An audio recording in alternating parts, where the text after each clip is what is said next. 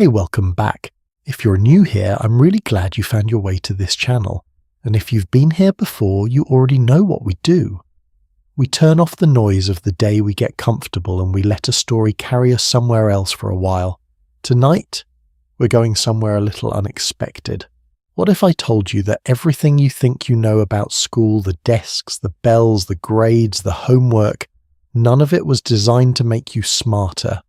What if the entire system was actually built to make sure you wouldn't think too much? And what if I told you there's a philosopher who wrote that down out loud, in plain language, and we still built the system anyway? Here's the question that's going to follow us all night long before any of that existed. Before the classrooms, before the textbooks, before someone decided a bell should tell you when you're allowed to stop thinking, how did human beings actually learn? The answer is stranger, richer, and honestly more beautiful than anything they taught us in school.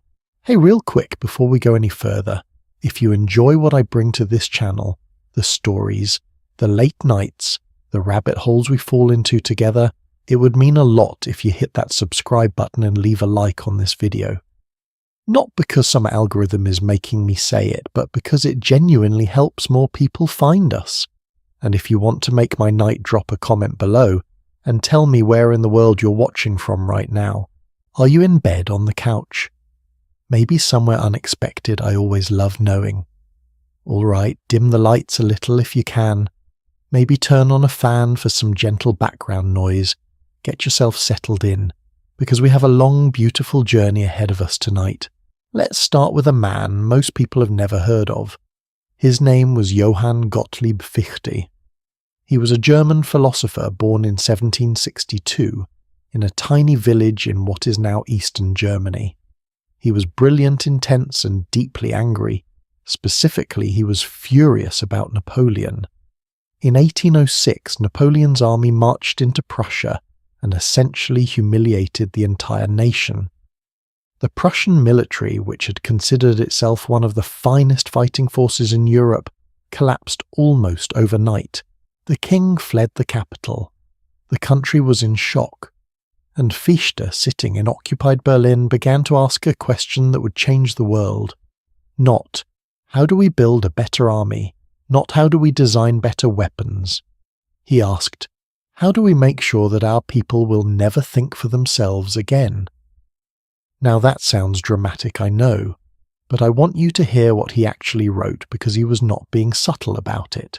In his lectures, which he delivered in Berlin in 1807 and 1808, Fichte wrote that the new education must, and I want to be precise here, completely destroy freedom of will in the soil which it undertakes to cultivate. He believed that if you could control what children were taught from a young age, if you could shape their habits, their obedience, their sense of time and authority, you would never need armies to control them again. Let that sit for a second. This is the intellectual foundation of the school system that Horace Mann, the man Americans call the father of public education, travelled to Prussia in the 1830s to study. He came back impressed. He brought the model home, and within a generation, American children were sitting in rows moving at the sound of a bell, learning subjects determined by distant strangers and being evaluated by standardized tests. Now, I want to be fair here. Horace Mann genuinely believed in the power of education to lift people out of poverty and ignorance. He wasn't a villain. And the Prussian model did some genuinely good things. Literacy rates rose. Children who had no access to learning suddenly had schools within walking distance. But here's the thing that nobody talks about in history class. Funny how that works. The structure of that system, the rows of desks, the rigid schedule, the silence, the obedience, the punishment for asking the wrong questions at the wrong time, that wasn't a side effect of the design. That was the design. And the reason this matters, the reason I want to start our entire night here, is because the story of education before all of this is one of the most fascinating, most human, most surprising stories you will ever hear. Because for most of human history, learning looked nothing like school. It looked like a grandmother teaching a granddaughter which plants could heal and which ones could kill. It looked like a boy in ancient Athens sitting at the feet of a man named Socrates, who taught not by lecturing but by asking question after uncomfortable question, until the student had no choice but to think their way to an answer. It looked like a 12-year-old apprentice in medieval Florence watching a master glassblower shape molten sand into something that caught the light like a living thing, and learning not from a book, but from 1,000 hours of watching and doing and failing and trying again. It looked like young men in ancient Sparta sleeping under the open sky on beds they made themselves from reeds they pulled from a river by hand, not because anyone wanted them to suffer, but because the people who designed their education believed that comfort was the enemy of strength. It looked like the monks of Northumbria in northern England. This is around the year 700, huddled in candlelit rooms, painstakingly copying ancient manuscripts by hand for hours every day, preserving texts that would have been lost forever if not for their extraordinary patience. The Venerable Bede, one of the greatest scholars of the early medieval world, produced some of the most important historical works in European history from a monastery in what is now the northeast of England. He had no university degree. He had monk's books and time. This is what education looked like for the vast, overwhelming majority of human existence. Not a building, not a curriculum, not a grade, a relationship between a person who knew something and a person who needed to learn it, between a community and its children, between the world itself, the stars, the soil, the fire, the sea, and the human beings trying to understand it. And here is what I find most striking about all of this. We have a habit, all of us do, of assuming that the way things are right now is the way things have always been, or at least the way things were always meant to be. We assume that children sitting in rows sorted by age, learning the same thing at the same time, being tested on how well they absorbed it. We assume this is just what education is. But school as we know it, the specific standardized factory model school, is roughly 150 to 200 years old. Human beings have been learning for approximately 200,000 years.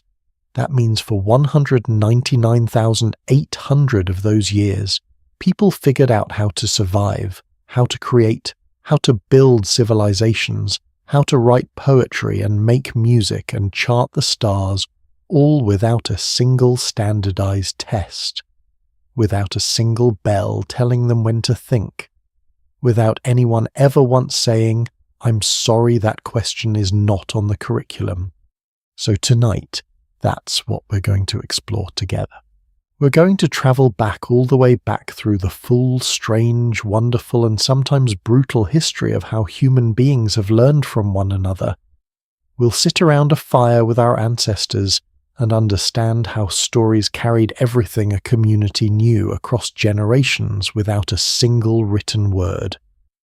We'll walk the streets of ancient Athens and ancient Sparta and see two completely different answers to the question of what an educated person should look like. We'll step inside a medieval monastery and understand why the monks who lived there were simultaneously the most educated and the most isolated people in Europe.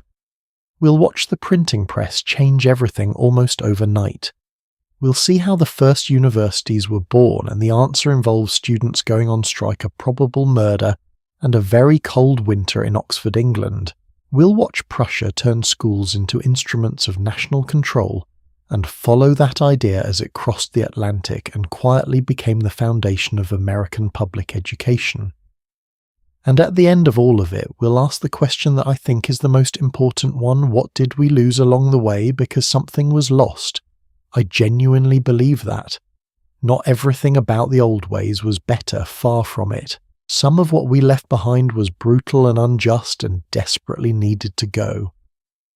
But something real, something about the relationship between a human being and knowledge, something about curiosity and wonder, and the particular joy of learning, because you want to, rather than because someone told you that you have to. I think some of that got quietly buried somewhere between the first school bell and the first standardized test, and I think it's worth going looking for it. Now, before we go any further into this story, I want to take you to a place far older than Prussia, far older than Athens, far older than any city or civilization you've ever heard of. I want to take you to a fire burning somewhere on the African savannah about 70,000 years ago, on a night so dark and so full of stars that you cannot imagine it, not from where we sit now with our streetlights and our phone screens, and our light pollution covering the whole world like a fog. On that night around that fire, people were learning, not because they had to, not because someone told them they'd better pass a test by Friday, but because that is what human beings do. It is perhaps the most human thing we do. We gather, we listen, we remember, and we pass it on. And that is exactly where our story begins. Picture this for a moment. You're standing on the shore of a continent so vast, so ancient, so untouched by the rest of the human world that the silence itself feels alive. The sun is setting somewhere behind you. The desert stretches in every direction. There are no roads, no signs, no landmarks that a Western eye would recognize, no map, no compass, no phone. And yet the man walking beside you is not lost. He has never been lost in his life. He knows exactly where he is, where water can be found, which roots are safe to eat, and precisely which stars will rise tonight in the east, and which ones will lean toward the north. He knows because his grandmother sang it to him when he was 4 years old, and because her grandmother sang it to her, and because that chain of singing stretches back without a single broken link for somewhere between 50,000 and 80,000 years. We're in Australia, and what this man carries inside him is not superstition, not mythology. In the dismissive sense that word sometimes gets used, it is one of the most sophisticated knowledge transmission systems ever developed by human beings, and nobody taught it in a classroom for the entirety of its existence. It's called a songline. Now here's what I want you to understand about songlines, because I think most people who have heard the word picture something vaguely spiritual and move on. The reality is actually much more astonishing than the word suggests. Think of a songline as a living GPS, except instead of satellites it runs on memory, melody, story and landscape. Aboriginal communities across Australia encoded navigational routes, water sources, food locations, astronomical knowledge, lore, social codes and the history of their people into sequences of songs. Each song described a specific section of the land, a particular rock formation, a dry riverbed, a cluster of trees. By singing the songs in the correct order, a person could navigate hundreds of miles of desert interior, picking up water holes and safe paths and seasonal food sources as they went. One particular songline traces a route from the central desert all the way to the eastern coast, a journey of roughly 3,500 kilometers, passing through the territories of multiple different language groups. And here's the breathtaking part: those groups each sing their portion of the songline in their own language. Yet the melody, the contour of the music, remains consistent across all of them. The land itself is the sheet music. When researchers began studying these traditions carefully, they discovered something that genuinely stopped them cold. Some of the stories embedded in songlines describe actual geological events, volcanic eruptions, coastlines that no longer exist, megafauna, giant birds, enormous creatures that went extinct somewhere between 5,000 and 10,000 years ago. In the 1880s, an ethnographer named James Dawson recorded a story from the Chaparral people of southern Australia about hunting enormous birds while volcanoes erupted nearby. Scientists later confirmed that the volcanic activity in that region could be dated, and it aligned with the period when those particular giant birds still walked the earth. Let me say that again more slowly, because I think it's easy to let this slide past without really landing.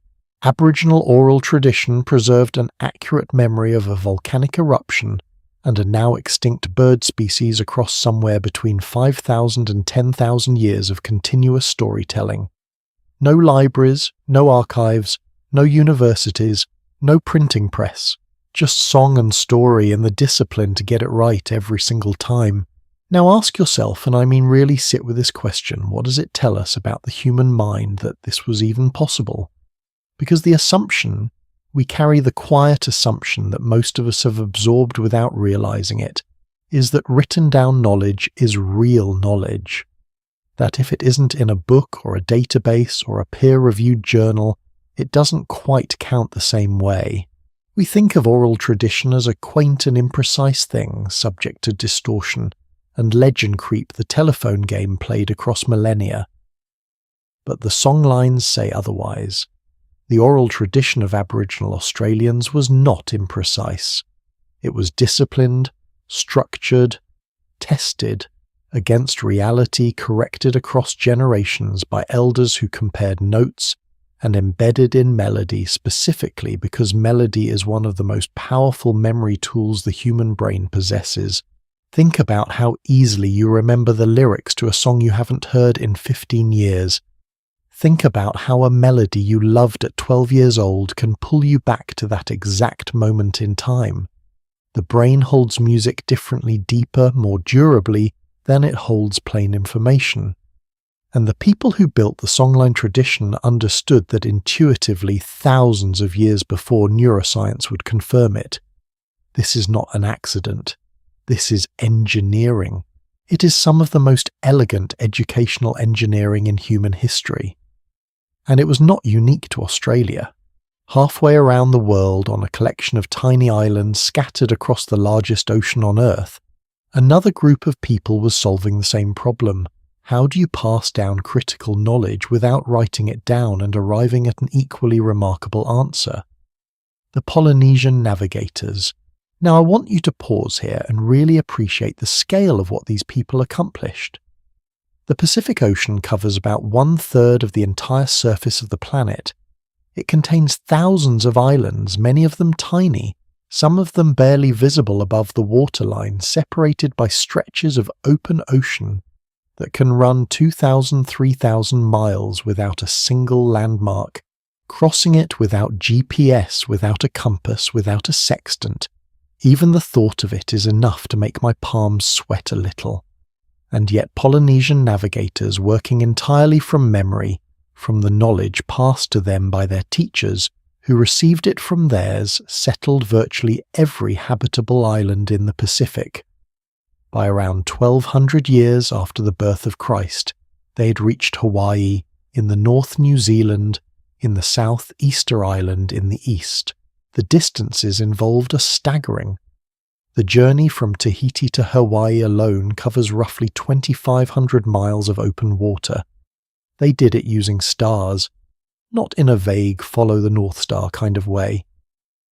The Polynesian star compass was a comprehensive mental model of the night sky, a memorized map of where specific stars rose on the horizon and where they set, which allowed a skilled navigator to hold a precise bearing across hundreds of miles of featureless ocean. Some navigators memorized the rising and setting positions of over 150 stars. They cross-referenced these with ocean swell patterns because different swells travel from different directions, and a trained navigator could feel the rhythm of the ocean through the hull of the canoe and know from the angle and the interval between waves what direction they were drifting. In Kiribati, navigational knowledge was so prized that young students were taught star law in the meeting house, where the rafters and beams were divided into sections corresponding to segments of the night sky. Stones and shells were arranged on mats to represent the positions of stars. The knowledge was not written. It was practice sung, recited in prayer, embedded in story. A young navigator began learning before he was old enough to be useful on a boat, and it could take decades of study before he was trusted to guide a vessel across open ocean. Navigational knowledge was treated in many island communities as a family secret passed from master to student in a relationship closer to an apprenticeship than a classroom. The stakes were not a grade, the stakes were life. And that detail, the stakes were life, is something I keep coming back to when I think about the difference between how human beings learned for most of history and how we learn today. Because here is the thing about learning when the stakes are real.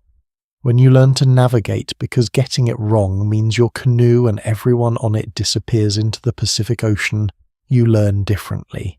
You pay a different quality of attention. The knowledge is not something you pick up for a test and then let dissolve afterward. It becomes part of you. It lives in your body, in your instincts, in the way you look at the sky without even thinking about it. When the Aboriginal elder teaches a young person a song line, she is not giving them information. She is giving them the land itself. She is stitching geography and memory and identity together into something the student will carry, until they in turn teach it to someone younger. That is a fundamentally different relationship with knowledge than sitting in a classroom being told that this information will be on the test on Thursday. I'm not being romantic here. I'm not suggesting we abandon literacy and go live in the desert. The emergence of written language is one of the most transformative things that ever happened to our species, and we'll get to that chapter of the story very soon. What I'm pointing to is something more subtle, a question about what we gain and what we lose when we change not just the content of what we teach, but the entire structure of the relationship between teacher and learner. In these pre-literate traditions, the songlines, the Polynesian wayfinding guilds, the oral histories of countless cultures around the world, the transfer of knowledge was a relationship. It was deeply personal. The teacher knew the student as an individual, understood what they already knew, and where they were struggling and adjusted accordingly. The student was not compared against 100 other students learning the same thing at the same speed. They were guided along their own path at their own pace toward a specific and practical destination. There is something there worth sitting with. There's also, I should be honest, something worth pushing back on, because I know what some of you are thinking right now, and it's a fair point. These oral traditions, for all their sophistication, were also profoundly selective about who got access to them. The Polynesian navigational knowledge was a guild secret passed within families. The deeper layers of Aboriginal songline knowledge were restricted to those who had earned the right to receive them through years of demonstrated commitment. Women were frequently excluded from certain bodies of knowledge in certain cultures. Children from lower status families had no access to the knowledge that could have changed their lives. That is not romanticization. That is the truth of it. And it is a pattern knowledge as a tool of power education as something rationed by those who already have it, to those they choose to share it with, that runs through every chapter of what we're covering tonight. From the Aboriginal elder deciding who is ready to receive the next layer of the songline all the way to the Prussian philosopher, designing a school system to keep the wrong people from thinking too freely. The form changes, the principle distressingly does not. But here is what strikes me as genuinely moving about the oral traditions of our deepest past. Even within their limitations, even within the unequal access and the guarded secrets and the hierarchies of knowledge, these systems preserved something extraordinary. They preserved the understanding that learning is a living thing, that it moves between people, not from a page to a passive receiver, that the relationship between teacher and student is itself a form of knowledge, and that the deepest lessons are not the ones you can write in a notebook. A songline is not just a map of the land. It is a map of who you are and where you came from and what you owe to the people who carried this knowledge before you. That is not a small thing. That, I would argue, is what education was originally for. So we've now stood around a fire 50,000 years ago, and we've held a star in our hands over the Pacific Ocean. But somewhere in the middle of all of this, somewhere between the oral song and the written word, something happened that changed the rules of learning entirely. A civilization rose at the edge of a great river, built monuments that would outlast every empire that came after it, and created the very first classrooms in recorded human history. And the first thing they decided when they opened those classrooms was who was allowed inside and who was not. Somewhere along the banks of the Nile about 5,000 years ago, a boy woke up before sunrise. He was maybe 7 years old. His father was a scribe, one of the most respected professions in all of Egypt, a man who could read and write in a world where almost nobody else could. And today was the day that boy began his training. He did not go to a building with desks and chairs. He did not sit in rows.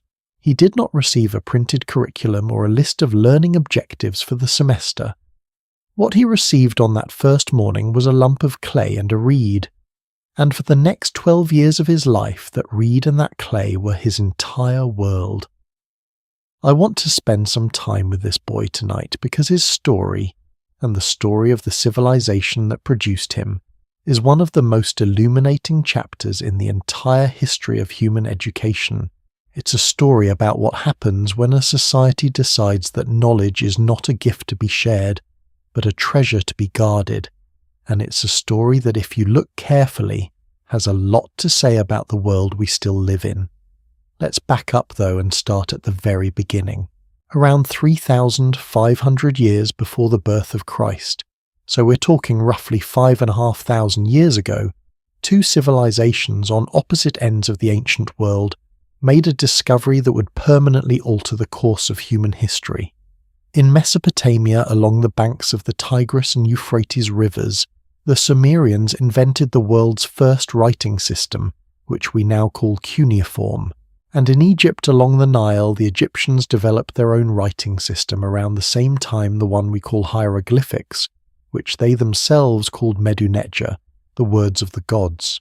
Two civilizations, two writing systems, and two very similar answers to the question of what to do with them.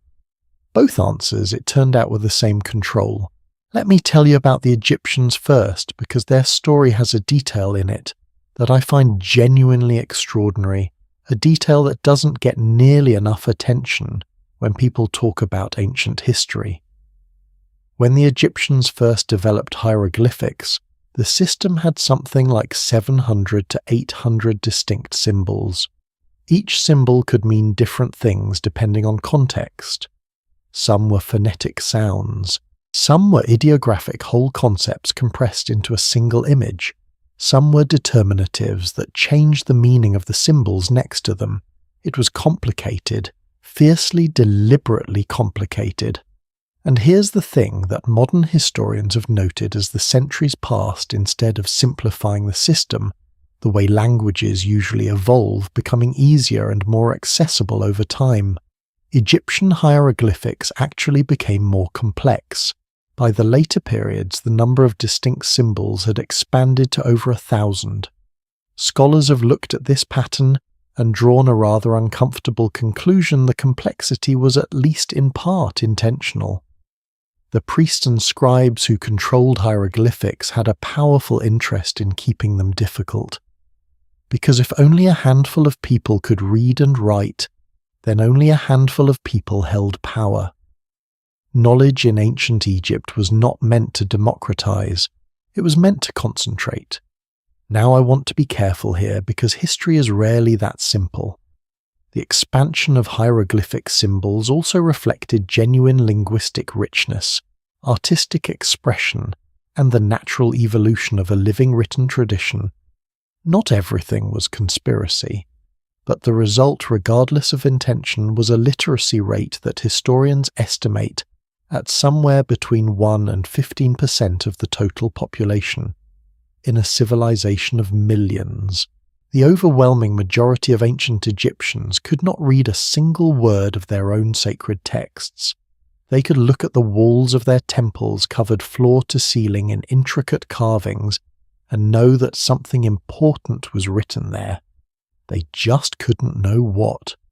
For a child born into the right family, however, the door was open. Training usually began around age 5 or 6 for the children of the elite, and the Egyptian texts that have survived give us a startlingly vivid picture of what that education looked like. One ancient instruction manual known today as the Satire of the Trades was essentially a propaganda document for the scribal profession. In it, a father tells his son why the scribe's life is superior to all other occupations, systematically mocking every other kind of work. The farmer, his fingers are always swollen and stinking. The soldier, his dead body is left on the desert. The potter, he grubs in the mud more than pigs. And so on for profession after profession, each one dismissed with vivid and often quite funny contempt. At the end of every verse, the father returns to the same refrain: become a scribe, be a man of letters. That is the only dignified life. It's propaganda, yes, but it tells you something real about how deeply Egyptians valued literacy, or rather how deeply the literate class valued their own position, and how urgently they wanted their sons to understand what was at stake in the years of training ahead. And the training was genuinely hard. Egyptian children who entered scribal school attached to temples or palace complexes began by copying. Day after day they copied hieroglyphs onto wooden tablets with brushes and ink, practicing the precise forms until their hands could produce them without thinking. One ancient teacher is quoted as saying something that would feel quite recognizable to any student across all of history. The ear of a boy is on his back. He listens when he is beaten. Harsh, yes, but interesting that someone felt the need to write it down, which suggests it was common enough wisdom to be worth recording, and common enough experience to require justification. After the basics of writing came arithmetic, geometry, and eventually the far more advanced subjects studied in the institution that Egyptians called the Per-Ankh, which translates with a kind of beautiful simplicity as the House of Life. The Per-Ankh was something between a library, a research centre, a school, and a monastery. Attached to major temples throughout Egypt, it was where the most advanced knowledge of the civilization was collected, copied, studied, and passed down. We know the Per-Ankh existed in cities like Memphis, Abydos, Edfu, and others. We know that its scribes worked on texts covering medicine, astronomy, mathematics, ritual, and history. The Ebers Papyrus, one of the oldest medical documents in human history, dating to roughly 1550 years before the birth of Christ, almost certainly originated in environments like this. It contains over 800 prescriptions and remedies organized with a clinical precision that would feel at home in an early medical textbook. This is the thing that always gets me about ancient Egypt, the range. People sometimes assume that because the system was exclusive and hierarchical, the knowledge inside it must have been limited. But it wasn't. Inside the House of Life, scribes were doing real mathematics, real astronomy, real medicine. Greek scholars, and I mean the great Greek scholars, people like Pythagoras and Plato, later travelled to Egypt specifically to study in these institutions. Plato reportedly spent 13 years in Egypt. What he learned there almost certainly shaped some of the ideas that later shaped all of Western philosophy. So the House of Life was remarkable. Genuinely, powerfully remarkable, and almost nobody was allowed inside. Now across the desert in Mesopotamia, something eerily similar was happening. Here the world's first formal school had been born. The Sumerians called it the Aduba, the House of Tablets, and I want to spend a little time here because the Aduba gives us something that the Egyptian system mostly doesn't: actual student work. Because cuneiform was written on clay tablets, and clay is extraordinarily durable. Archaeologists digging at ancient sites in what is now southern Iraq have unearthed hundreds of thousands of these tablets. And among them, this is the part I love, are the school exercises, the homework, the practice tablets, thousands of years old, showing the first attempts of children learning to write in one of the most complex writing systems ever devised. Some of them are heartbreaking in their familiarity. A teacher's neat, clean cuneiform on one side of the tablet. a student's much messier attempt at copying it on the other signs that are too big, too uneven, the stylus pressing too hard in some places, too lightly in others. One tablet from Nippur, a major centre of Mesopotamian learning, still bears the marks of a child's fingerprints in the clay, where a small hand tried to smooth out a mistake. And then there is the most extraordinary artifact of them all, a tablet from around 1700 years before the birth of Christ, found in excavations at Nippur that still bears, and I am not making this up, the teeth marks of a student. A student somewhere around pre-teenage years got so frustrated with a vocabulary exercise that he picked up his clay tablet, brought it to his mouth and bit it.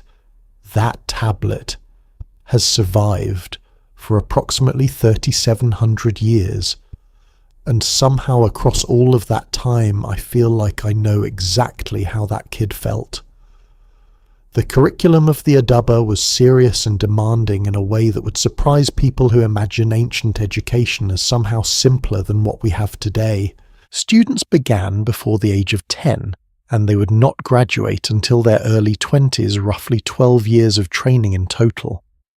During that time, they attended school from sunrise to sunset, 24 days out of every 30. The curriculum moved from the basics of forming clay tablets and making cuneiform signs through vocabulary lists of hundreds of words, through mathematics that included arithmetic geometry, and something approaching algebra through Sumerian and Akkadian literature, through the writing of legal contracts and administrative documents. And the teachers, who are called the Big Brother, meaning senior students who had already mastered material and now taught the younger ones, maintained discipline with a cane. One surviving text, charmingly known today as School Days, describes a fictional day in the life of an Aduba student. His mother packs him 2 pieces of bread for lunch. He goes to school. He recites his tablet. He gets into trouble for having messy handwriting and for the apparently grave offence of speaking in the wrong language during class. He gets caned. He goes home. His mother asks him how school was. It reads across 4,000 years like something from a very old and very dry sitcom. But here's what makes this more than just a charming footnote. The Adaba did something that no educational institution before it had done. It created a curriculum, a specific ordered progressive sequence of learning that students moved through in stages. You didn't just wander in and learn whatever seemed useful. You started at step 1, moved to step 2, and so on, under the guidance of people who had already travelled the whole path before you. That sounds obvious to us now because we grew up inside systems descended from exactly this idea.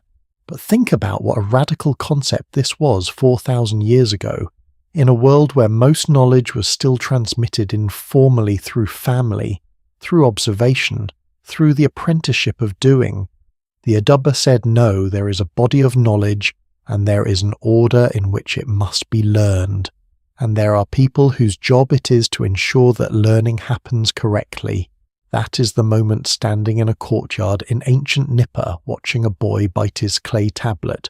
That formal education as a concept was born, and the pattern it established is one we've been following ever since. Knowledge defined by those who already have it. Access controlled by those in power. Children sorted by birth into those who would learn to read the words of the gods, and those who would spend their lives unable to read anything at all. I keep coming back to that image of the Egyptian temple walls, covered in the words of the gods, utterly unreadable by the vast majority of the people standing before them. There's a question buried in that image that I think is worth sitting with. What does it mean to live in a world full of knowledge you're not allowed to access? What does it do to a person, to a community, to a civilization?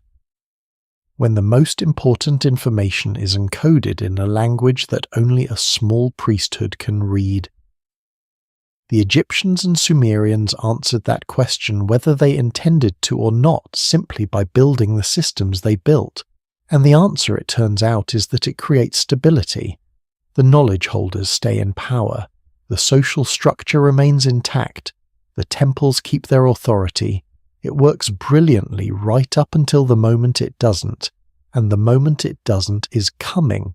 It's coming in a city called Athens, roughly 2,000 years after our boy in Nipper bit his clay tablet. It's coming in a conversation between a man who refuses to write anything down and a group of young men who can't stop asking uncomfortable questions. But before we get there, we need to make a stop that most people skip entirely. Because between the House of Tablets and the schools of Athens, something happened, something that would split the entire idea of education into two completely opposite visions of what a human being is supposed to become. And those two visions were born of all places in neighbouring cities that despised each other. There is a man standing in the agora of Athens, the great public marketplace at the heart of the city, and he is making people furious. Not because he is shouting, not because he is being rude. He is doing something far more dangerous than that. He is asking questions. His name is Socrates. He's in his 50s.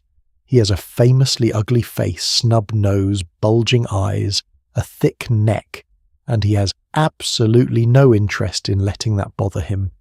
He doesn't charge a fee for his conversations. He doesn't have a school. He doesn't have a classroom. He doesn't even write anything down. He simply walks through the city every day, approaches the most important and confident people he can find, generals, politicians, celebrated poets, and begins very politely to ask them to explain themselves. What is courage exactly? You've led men into battle you should know. What is justice? You've argued cases in court your whole career, surely you have a definition. What is piety? You sacrifice at the temple every week, you must understand what the gods actually want from us. And then with devastating patience he listens to the answer. And then he asks a follow-up question, and then another, and another, until the person he's talking to realizes slowly, and with mounting horror, that they cannot actually defend the beliefs they have held with total confidence their entire adult lives. His method, which we still call the Socratic method 2,500 years later, was not about telling people what to think. It was about helping them discover through the friction of honest dialogue that they didn't yet understand what they thought they understood. He called it meutics after the Greek word for midwifery. He wasn't delivering knowledge. He was helping knowledge be born from inside the student where it had always secretly been waiting. He never charged a fee. He never gave a lecture. He never stood at the front of a room with 30 students staring up at him. Every conversation was one-on-one or a small group, and everyone present had a voice. When you left a conversation with Socrates, you left knowing less than you thought you had when you walked in. And somehow that was the point. I want to pause here and just say this is a genuinely radical idea. Even today, think about how much of what passes for education in schools and universities and the internet is essentially a delivery system. Somebody who knows something stands in front of somebody who doesn't and transfers the information. The student's job is to receive, store, and reproduce. The more efficiently they can do that, the better their grade. Socrates looked at that model and said, "You've confused information with understanding, and those are not the same thing. You can memorize the definition of courage, you can recite it back perfectly on an exam, and still know nothing about what courage actually requires in the actual moment when it's needed. Understanding is something different, deeper, harder, more personal. And Socrates was convinced that no one could give it to you. You had to find it yourself through the work of honest questioning, including the most uncomfortable question of all. What if I am wrong? Athens was the right city for this man. Because Athens in the 5th and 4th centuries before the birth of Christ was doing something that almost no other civilization had attempted on the same scale. It was building a democracy. And democracy, real democracy, where ordinary citizens debate and vote on policy, where men of different backgrounds stand in the same assembly and argue about war and law and the future of the city, requires a very specific kind of education. It requires people who can think, people who can speak, people who can evaluate an argument and decide whether it holds up. The Athenian paideia, and that word paideia is one of those Greek words that doesn't translate neatly into English. It means something like the whole process of forming a human being was built around that recognition. Formal schooling began around age 7. Boys went to 3 separate teachers, concurrently, one for letters, one for music, one for physical training. The letter teacher, the grammatists, taught reading, writing, and basic arithmetic, but the music teacher, the kitharistes, was arguably the more important figure in the early years. Students learned to play the lyre, to sing, to dance, and crucially they memorized enormous amounts of poetry. Homer's epics, the Iliad and the Odyssey, were central texts, and some students memorized them entirely. The full Iliad alone is over 15,000 lines. Some Athenian boys could recite all of it from memory. That is not a parlour trick. That is a civilization's entire moral and philosophical inheritance held inside a living human mind. Plato wrote that gymnastics is for the body and music is for the soul. And he wasn't being poetic.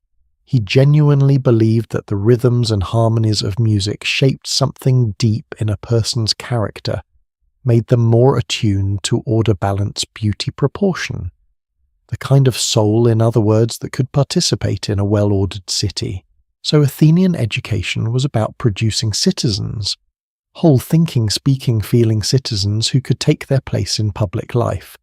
And yet, and here is the part that complicates the picture, as it always does, this beautiful ideal was radically exclusive in practice. Girls received no formal schooling. Women in Athens had no political rights and were largely confined to the home.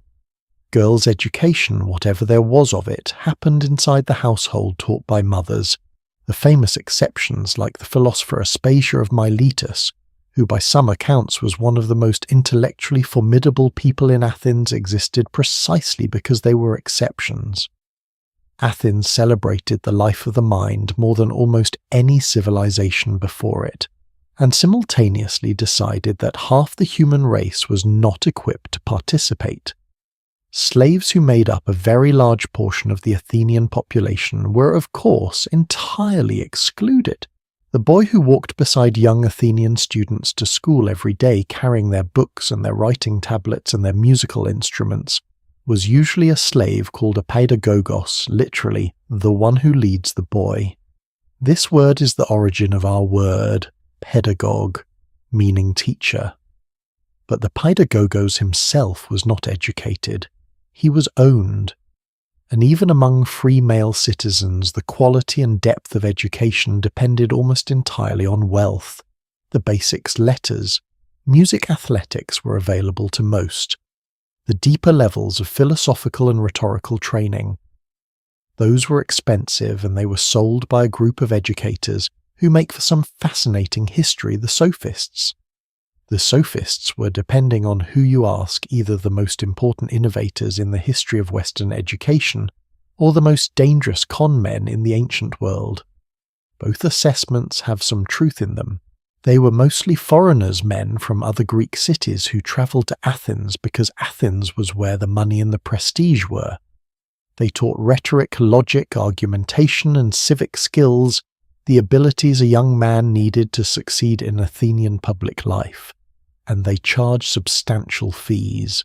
Protagoras of Abdera, one of the most famous sophists, charged around 1,000 drachma for a course of instruction. A drachma was roughly a day's wage for a skilled worker, so 1,000 drachma was in effect several years' wages for an ordinary craftsman. Only the wealthy could even consider it. But here's what made the sophists genuinely revolutionary.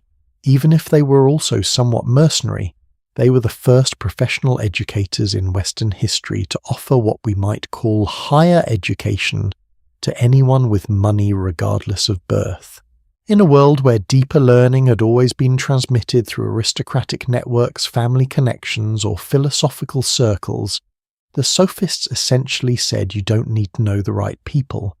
You just need to pay the fee, and we'll teach you to speak and argue and win." Socrates despised this. He thought it was a corruption, turning the sacred act of pursuing wisdom into a commercial transaction. Knowledge, he believed, should not be for sale. Truth is not a product. You cannot put a price on genuine understanding, and the moment you try, you've already betrayed it. And the sophists thought Socrates was naive, or perhaps just a clever freeloader who didn't charge fees because he was getting something else out of his conversations: status, influence, the intoxicating pleasure of making important men look foolish in public. There's probably something to both critiques, but the deeper tension between them, Socrates and the sophists, is not really about money. It's about what education is fundamentally for. Is education a tool for success, for winning arguments, gaining power, advancing your position in society, or is education a search for truth, a process of becoming more human, more honest, more capable of seeing clearly, regardless of whether it makes you more successful? That question was alive and unsettled in Athens in the 4th century before the birth of Christ, and I would argue that it is still alive and unsettled today. Every time someone debates whether college is worth the cost in purely economic terms, whether the return on investment justifies the tuition they are without knowing it, channeling the old argument between Socrates and Protagoras. What happened to Socrates you probably know. In 399 years before the birth of Christ, he was put on trial. The charges impiety and corrupting the youth of Athens. 501 jurors heard the case. 280 voted to convict. He was sentenced to death by hemlock. He'd been offered a way out. He could have gone into exile. He could have agreed to stop his questioning. He refused. He drank the poison himself, surrounded by his friends, still asking questions until he couldn't anymore. He was 70 years old. The charge of corrupting the youth is the one I find most haunting because I think the Athenians who made it were not entirely wrong in their diagnosis, only completely wrong in their remedy. Socrates had taught young men to question things, to challenge the assumptions of their elders, to refuse to accept "that's how it has always been done" as an answer. That is by any definition subversive to authority. Whether it is corrupting or liberating depends entirely on whether you trust the authority being questioned. His student Plato, devastated by the execution, left Athens, and when he came back he founded a school, the Academy, in a grove of olive trees just outside the city walls around 387 years before the birth of Christ.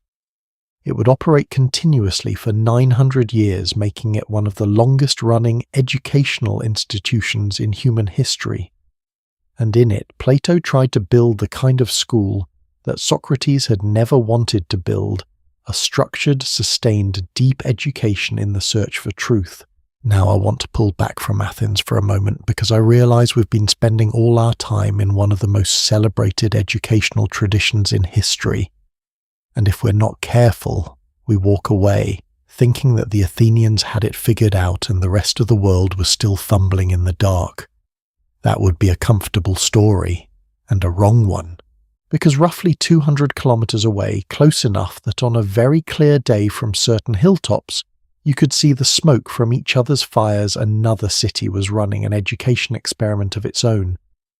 And it had arrived at answers so opposite to Athens that the two systems seem less like variations on a theme and more like arguments about the nature of humanity itself.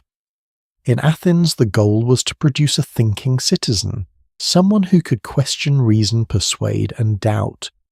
In Sparta, the goal was different, and the methods used to achieve it were something that even after everything we've discussed tonight are going to stop you cold. We already touched on the Spartan agoge in the first part of our journey tonight, but I want to go deeper now, because the surface version of this story, boys trained hard, lived rough, became warriors' misses. What is genuinely remarkable and genuinely disturbing about what Sparta actually accomplished, and what it ultimately paid. Stay with me, because this next part is where the history gets really uncomfortable and really interesting. Right, let's talk about the Spartans. And I want to do this carefully because this is one of those corners of history where it's very easy to fall into one of two traps. The first trap is pure admiration, the movie version, the slow-motion shields and capes, and Tonight We Dine in Hades version, where Sparta is a monument to human toughness, and nothing else needs to be said. The second trap is pure condemnation, reducing the whole civilization to its most brutal elements and dismissing it entirely. Both of those miss what is actually one of the most psychologically complex experiments in education that any society has ever attempted. And they miss, more importantly, what the ultimate fate of Sparta tells us about what happens when you build an entire system of learning around a single perfect answer. So let's actually go there. Let's step inside it. You are a Spartan boy. You're 7 years old. This morning your mother handed you over to the state, not because she doesn't love you. In fact, Spartan mothers were famous throughout the ancient world for being fierce, proud, and emotionally strong. We'll come back to them because their story is one of the most surprising in this whole chapter. But today she is handing you over because that is what Spartan mothers did. The city needed you more than your family did. The official overseeing the system that will now shape every moment of your life until you are 21, and in a different sense until you die, was called the paidonomos, which translates without any poetry whatsoever as boy herder. You're not a student. You're not a pupil. You're a member of a herd. You're grouped with other boys your age into a unit called an agil, which means pack, as in a pack of animals. You will eat together, sleep together, train together, compete together. You will be hungry intentionally. The agoge deliberately underfed its students not out of cruelty for cruelty's sake, historians believe, but to force the boys to develop resourcefulness. If you wanted more food, you had to go find it, or more precisely steal it. Stealing was actively encouraged. Boys were sent to the sanctuary of Artemis Orthia to steal cheeses from the altar, while older boys stood guard with whips. If you stole successfully and got away clean, you were respected. If you were caught, you were beaten not for the stealing but for the getting caught. The lesson was not don't steal. The lesson was don't fail, and never ever let them see your pain. Plutarch, writing centuries later, described seeing boys endure this ritual who were too proud to cry out, who lost consciousness, and still did not make a sound. He found it disturbing. He also found it, somewhat despite himself, impressive. I want to pause here and be honest with you about something. When I read descriptions of the agoge in detail, and I've spent a lot of time with this, I notice myself doing two things simultaneously. Part of me is genuinely horrified. We're talking about 7-year-old children being systematically deprived of food, sleep, and family connection, being trained to hurt and endure being hurt, being moulded deliberately into instruments of state power. By any modern standard of child welfare, this was profoundly wrong. And at the same time, and I think this tension is worth sitting with rather than resolving too quickly, part of me recognizes something that the agoge was doing that most educational systems have almost entirely abandoned. It was teaching children to be present in their bodies, to feel cold and keep moving, to feel pain and choose their response to it, to fail publicly and come back. I'm not romanticizing it. I'm genuinely not. But I think there's something worth noticing in the fact that we've built systems that train children to manage information and score well on examinations, while producing generations of people who fall apart at the first sign of real adversity, not because they're weak, but because nobody ever gave them a controlled setting in which to discover that they could survive difficulty. The agog was a controlled setting for surviving difficulty, taken to an extreme that I would not defend. But the underlying intuition that character is forged through challenge, not through comfort, is not nothing. Now here's the thing that almost nobody mentions when they talk about Sparta. The agoge was not just about hardship and war. The boys sang. constantly in fact. They were trained in choral music and dance with the same seriousness that was applied to their physical conditioning. The poems of Tyrtaeus, a Spartan war poet, were central texts memorized and performed. There were major civic festivals in Sparta, including the Gymnopedia, a days-long celebration featuring choral and athletic competitions. The boys competed in these not as an afterthought to their military training, but as a core expression of Spartan identity.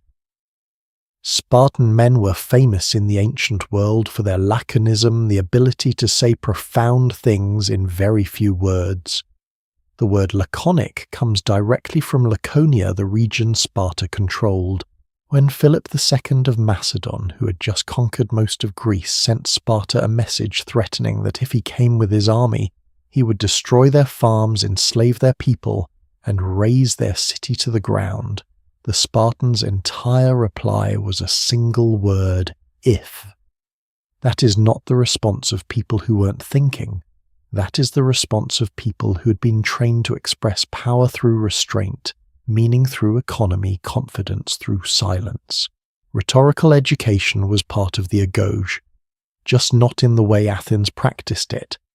And now the part that I think genuinely surprises most people, Spartan women. In virtually every other Greek city-state, including Athens, which we spent the last section praising for its intellectual culture, women had essentially no public life. They were confined to the household. They were not educated formally. They did not exercise in public. They did not speak in public spaces. Sparta was radically different. Spartan girls received physical education. They ran, they wrestled, they competed in athletics. They were taught to read and write, in a world where most women in the Greek-speaking world could not. The historian Plutarch, writing about a Spartan woman who received news that her son had been killed in battle, quoted her as saying simply, "I bore him for this purpose that he might die for Sparta, and that is what has happened." Whether or not that specific story is historically verified, it reflects the ancient world's astonishment at Spartan women, their toughness, their lack of public weeping, their apparent pride in sacrifice. Aristotle, who was no great admirer of Sparta overall, complained in his Politics that Spartan women had too much freedom and too much influence over their husbands, and that this was causing problems for the city. He meant it as a criticism. I find it revealing in a different way. It tells you that Spartan women were, by the standards of the ancient world, genuinely empowered in ways that their Athenian counterparts were not. Now why? Why did Sparta educate its women when no one else did? The answer is both admirable and deeply uncomfortable depending on the angle you approach it from. Sparta educated its women primarily because it needed them to be strong enough to produce strong children, and independent enough to manage estates and society, while the men were away at war for years at a time. The education of Spartan women was not feminism. It was eugenics-adjacent functionality. The state needed capable mothers and capable household managers, and so it produced them, which is a reminder that even the most progressive-seeming features of historical systems usually had practical motivations that don't map neatly onto our modern categories. Let's talk about the Helots, because you cannot tell the story of Spartan education without talking about the people whose labour made it possible. The Helots were the subjugated population of Laconia and Messenia Greeks who'd been conquered by the Spartans and reduced to a state of semi-slavery. They farmed the land that fed the Spartiates, freeing the citizen class entirely from agricultural labour and allowing them to dedicate their entire lives to military training and civic competition. The Helots outnumbered the Spartan citizens by a ratio that historians estimate at anywhere from 7-1 to 15-1. The Spartans were essentially a small military aristocracy, sitting atop an enormous subjugated population that could at any moment decide it had had enough. The agoge was in part a response to that reality. And the most disturbing element of Spartan education, the crypteia, made this explicit. The The crypteia was a practice reserved for the most promising older students in the agoge around the ages of 18 or 19. Selected youths were sent out into the countryside given daggers and minimal supplies, and ordered to survive on their own for a period of time, moving by night and staying hidden by day. And they were expected to use those daggers. Their targets were helots, specifically helots who were physically strong or showed signs of being potential leaders. This was state-directed killing dressed in the language of education. It served a dual purpose. It kept the helot population terrorized and leaderless, and it trained young Spartans in stealth self-sufficiency and the psychological experience of lethal action. I want to be very clear about how historians assess this. Not all ancient sources agree on the details of the crypteia. Plutarch describes it. Plato does not mention it. There is debate about its frequency and its exact form. But the broad outline is well attested, and its logic is consistent with everything else we know about Spartan society. Education was inseparable from the maintenance of power over a subjugated class.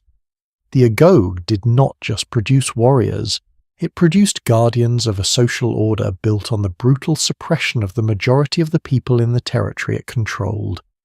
This is the thing that gets lost in the movie versions of Sparta. The 300 heroes at Thermopylae were indeed outnumbered and indeed showed extraordinary courage. But the society that produced them also ran what was by any honest account a regime of systematic terror against the people whose labour sustained them. These two things are both true, and the inability to hold them together is one of the ways we let ourselves be romanticised by history. Now, here is where the story becomes genuinely tragic and genuinely instructive. The agoge worked. For a very long time it worked extraordinarily well. Spartan soldiers were the most feared fighting force in the ancient Greek world for centuries. Their discipline, their cohesion, their willingness to hold formation under conditions that would break other armies, all of it was the product of those years of training together, sleeping in the same pack, eating the same meagre food, surviving the same rituals. But the system contained within it a fatal flaw.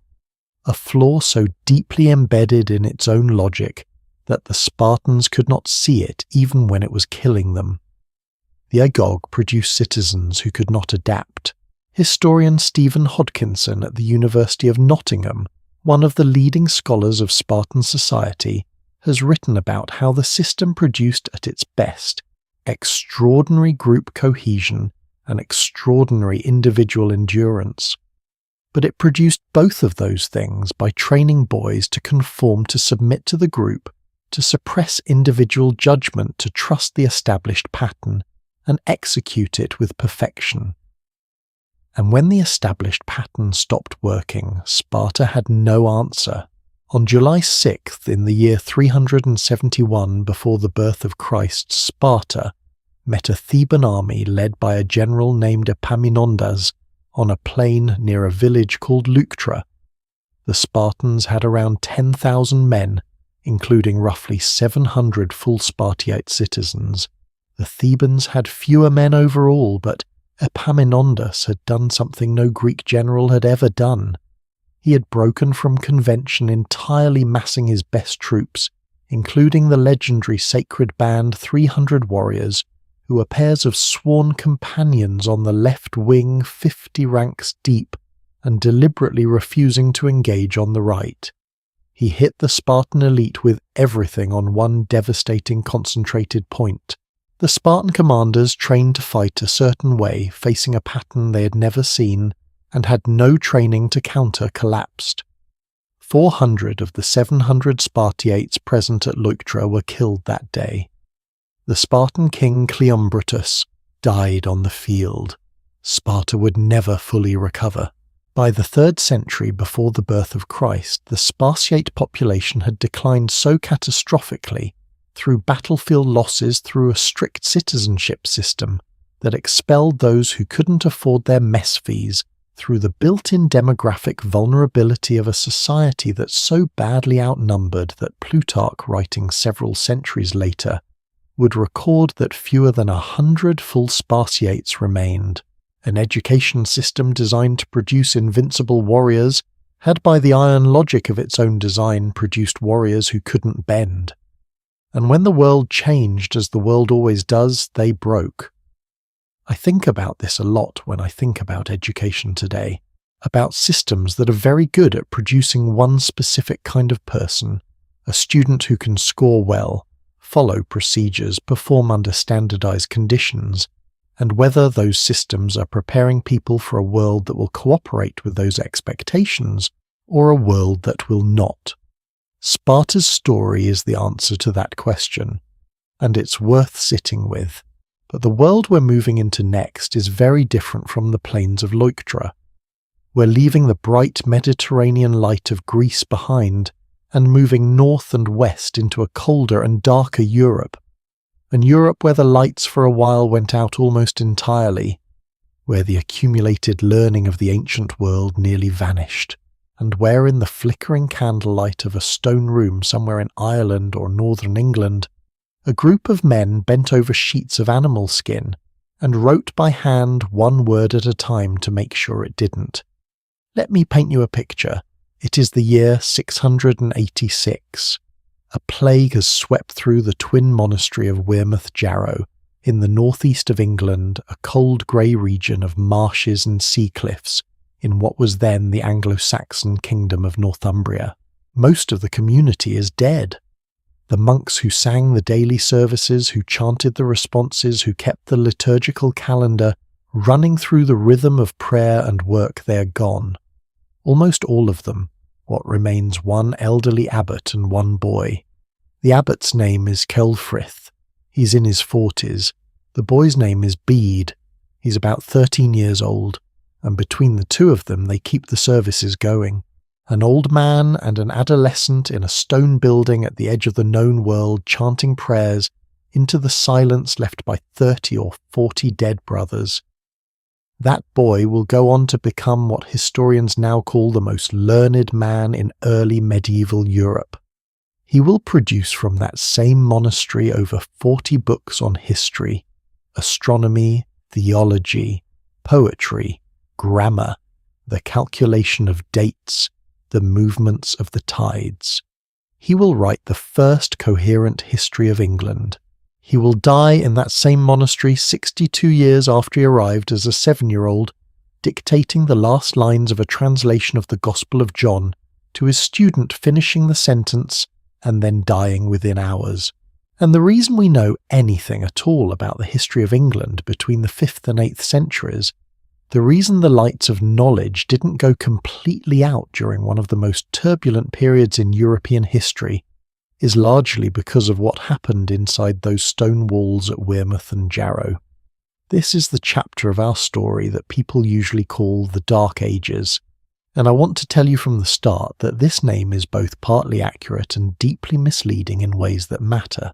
When the Roman Empire in the West collapsed through the 5th century, not in a single dramatic moment, but across decades of fragmenting authority, shrinking cities, and shifting populations, it took something with it that almost nobody has adequately mourned.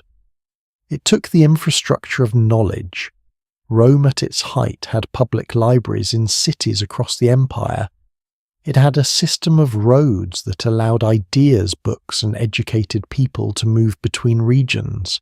It had schools that taught grammar, rhetoric, and philosophy. It had, for all its many injustices and brutalities, a functioning civilization that had accumulated and distributed knowledge on a scale the world hadn't seen before.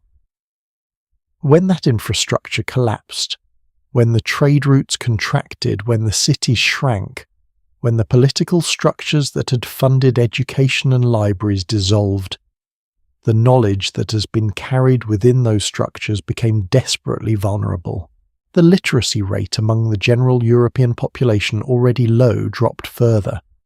Books hand-copied on parchment made from animal skins, expensive and fragile, became rarer. The scholars who had existed within the framework of Roman civic life had nowhere to go, except one place: the monasteries. This is the thing that I think people miss when they talk about the early medieval church and its relationship to knowledge. The common image is of the church suppressing learning, keeping people ignorant, hoarding knowledge for its own benefit. And there is genuine truth in that image. We'll come back to the ways in which medieval church control of education was also a form of power over who could think and who couldn't. But it misses something equally important. In the vacuum left by the collapse of Roman civic life, the monasteries were the only institution stable enough, wealthy enough, and organized enough to do what needed to be done: copy books, maintain libraries, train people to read and write, and preserve the accumulated learning of the ancient world against the chaos of the centuries that followed. Without the monasteries, Aristotle disappears. Without the monasteries, the works of Virgil, Ovid, Pliny, and Cicero are gone. Without the monasteries, the medical knowledge of Galen and the mathematical work of Euclid, who, remember, had himself been educated in Egyptian Alexandria, does not survive to be rediscovered. This is not a small thing. The intellectual foundations of the Renaissance, of the scientific revolution, of the Enlightenment, all of it rested on knowledge that passed through those stone corridors, copied one slow page at a time by candlelight, by men who sometimes did not even fully understand what they were preserving. Let me give you the details, because the details here are extraordinary. Making a manuscript required first making the parchment. Parchment was animal skin calf, sheep, or goat that had been soaked in lime, scraped of flesh and fat while still wet, then stretched taut on a wooden frame and left to dry under a tension. A single large manuscript might require the skins of 200 to 300 animals. This was expensive, labour-intensive work before a single word was written.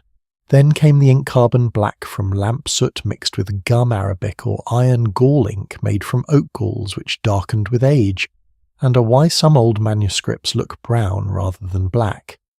The quills had to be cut precisely. The parchment had to be ruled with a stylus or a lead point before writing could begin. A careful scribe working in the scriptorium, a dedicated room usually cold in winter, always requiring silence, might produce 4 or 5 pages of clean, careful text in a full day of work. A full Bible like the one the monks of Jarrow produced around the year 715, and called the Codex Amiatinus, a project that required the skins of approximately 500 calves, took years to complete. That specific Bible, intended as a gift to the Pope in Rome, was hand-carried across Europe, when Selfrith, by then very old, set out to deliver it himself. He died on the road in France before reaching Rome. His companions continued the journey and delivered it. That Bible still exists. It sits today in the Laurentian Library in Florence, and it is the oldest surviving complete Latin Bible in the world. Monks carried books across mountains on their backs to deliver them to the Pope.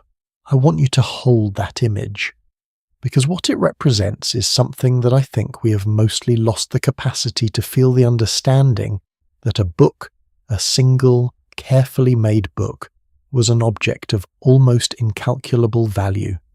It was not a commodity. It was not something you bought on an impulse and left half-read on a nightstand. It was the product of years of skilled labour, the skin of hundreds of animals, and the accumulated knowledge of people who might have lived centuries before. A book was a civilization compressed into parchment, and the people who made them knew it.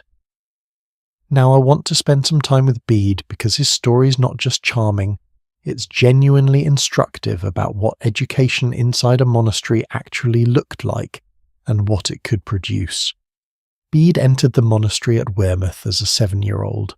His parents had given him to the monks an arrangement called oblation, where a child was offered to religious community for education and eventually for service. This was not unusual. Many of the most educated people of the early medieval period entered monasteries as children given by families who recognized that a monastery was the only institution that could provide their son with genuine learning. What Bede received at Wearmouth and Jarrow was, by the standards of his time, an extraordinary education. Under Abbot Ceolfrith he was trained in Latin and Greek. He studied theology, church history, poetry, Gregorian chant, and a subject called compusistics, the complicated mathematical science of calculating the date of Easter, based on the movement of celestial bodies.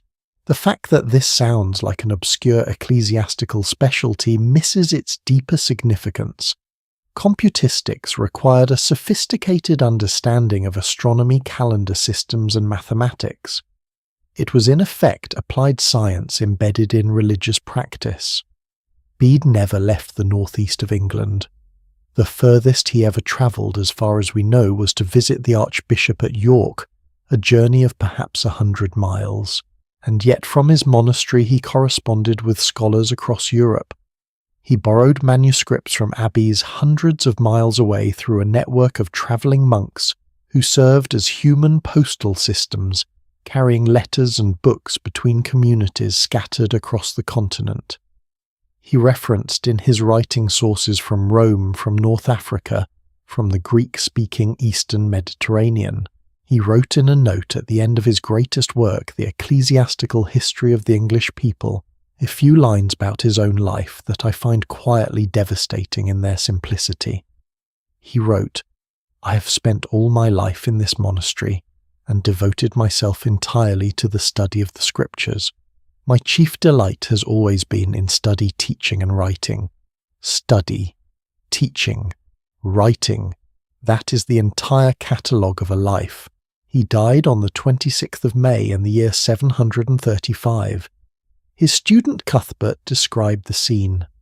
Bede had been ill for weeks, but he continued working, dictating a translation of the Gospel of John to a young monk named Wilbert. On the day of his death, Wilbert told him there was one chapter still to finish. Bede asked to be lifted upright. He dictated the remaining lines. He told his monks to take a few small gifts. He had prepared some pepper, some incense, some handkerchiefs, and distribute them to the brothers of the monastery. Then he said, "It is time, if it seems good to him who made me for me, to return to him who formed me out of nothing." He lay down. He sang a verse from a psalm, and he was quiet. He was 62 years old. He had spent 55 of those years in the same monastery. He had written by hand or by dictation, word by word, more than 40 works, and without him we would know almost nothing about the history of England during the century and a half before he was born. The day after his death, his fellow monks wrote to abbeys across England with the news. The grief was continental.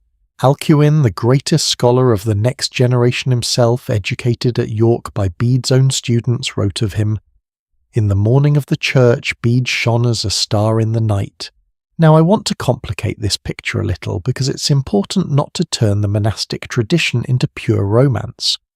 The church's control of knowledge in the medieval period was real, and it had real consequences for ordinary people.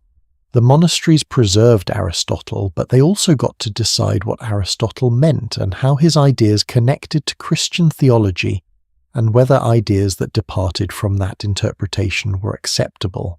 The concept of heresy, the idea that thinking certain thoughts was not merely wrong but punishable, was a direct consequence of a world in which all legitimate knowledge was filtered through a single institution.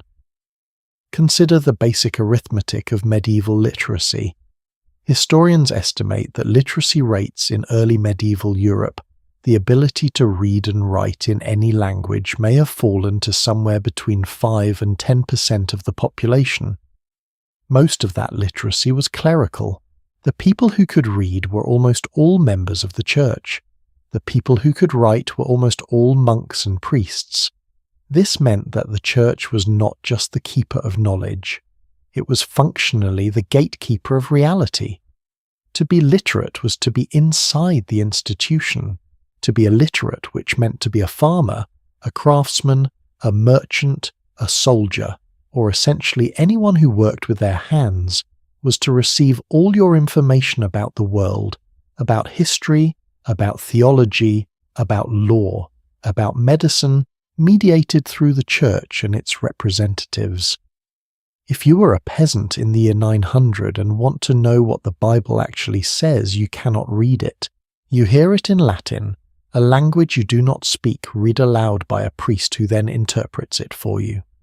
The degree to which that interpretation was faithful to the text, or coloured by the local priest's own understanding, or shaped by the political interests of the institution he served, you had no way of knowing. You had to trust. And I think it's worth asking what that does to a person. What does it do to know that there is a book, the most important book in the world, according to everyone around you, that contains the answers to questions about life and death and meaning, and you will never be able to read it? This is the hidden story of medieval education. Not just the monks in the scriptorium heroically preserving the light of civilization, but the millions of people for whom that light was deliberately kept out of reach. And here is the detail that I find most revealing of all. Even within the monasteries, even among the educated, most learning happened through memory and oral transmission, not through independent reading. Books were so expensive, so rare, that most students never owned one. A monk at a monastery like Glastonbury in England might spend years in education before being permitted to handle a manuscript unsupervised. Students who needed to remember what had been taught wrote their notes on wax tablets, temporary erasable, designed for use and then reuse. Notes that would vanish. When you had no page to fall back on, when you couldn't look something up, because looking things up wasn't a concept that existed yet. What you carried in your mind was everything. Memory was not a nice to have. Memory was survival. And so the medieval monastery produced something that is actually quite rare in the history of formal education: people who genuinely, deeply, durably knew things, not because they had crammed for an examination and then emptied their minds afterward, but because the knowledge had been received through years of reading and rereading, copying and recopying, teaching, and being tested by other people who knew the same material and would immediately notice if you got it wrong. There is a kind of knowing that only comes through that kind of immersion, and one of the quiet losses of modern education, with its emphasis on access to information rather than possession of it, is that we have become very efficient at finding things we don't know and somewhat less practiced at actually knowing them. But there is a shift coming, a profound one, and it doesn't come from inside the church. It comes from a man who, at the moment of his most important decision, chose to walk down a street he had never walked before in a city called Bologna in northern Italy, and knock on the door of a lawyer he had never met. What happened next would change the definition of education forever. So that man knocking on a door in Bologna, let me tell you who he really was. He wasn't a nobleman. He wasn't a church official. He wasn't a king's ambassador. He was a foreign student. A young man, probably in his early to mid-20s, who had travelled hundreds of miles from somewhere else in Europe to a city he had never visited, speaking a language that wasn't his mother tongue, carrying his few books and his money and his ambitions, looking for someone who could teach him Roman law. He wasn't alone. There were dozens like him in Bologna in the late 11th century, then hundreds, then more.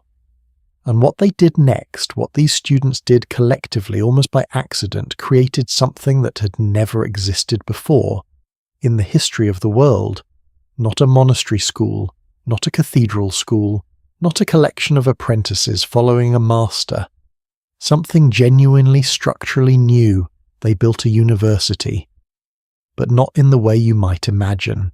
To understand why Bologna matters so deeply in the history of education, you need to understand what Europe was going through in the 11th century. The great collapse that had followed the fall of Rome was slowly, haltingly reversing. Cities were growing again. Trade was expanding.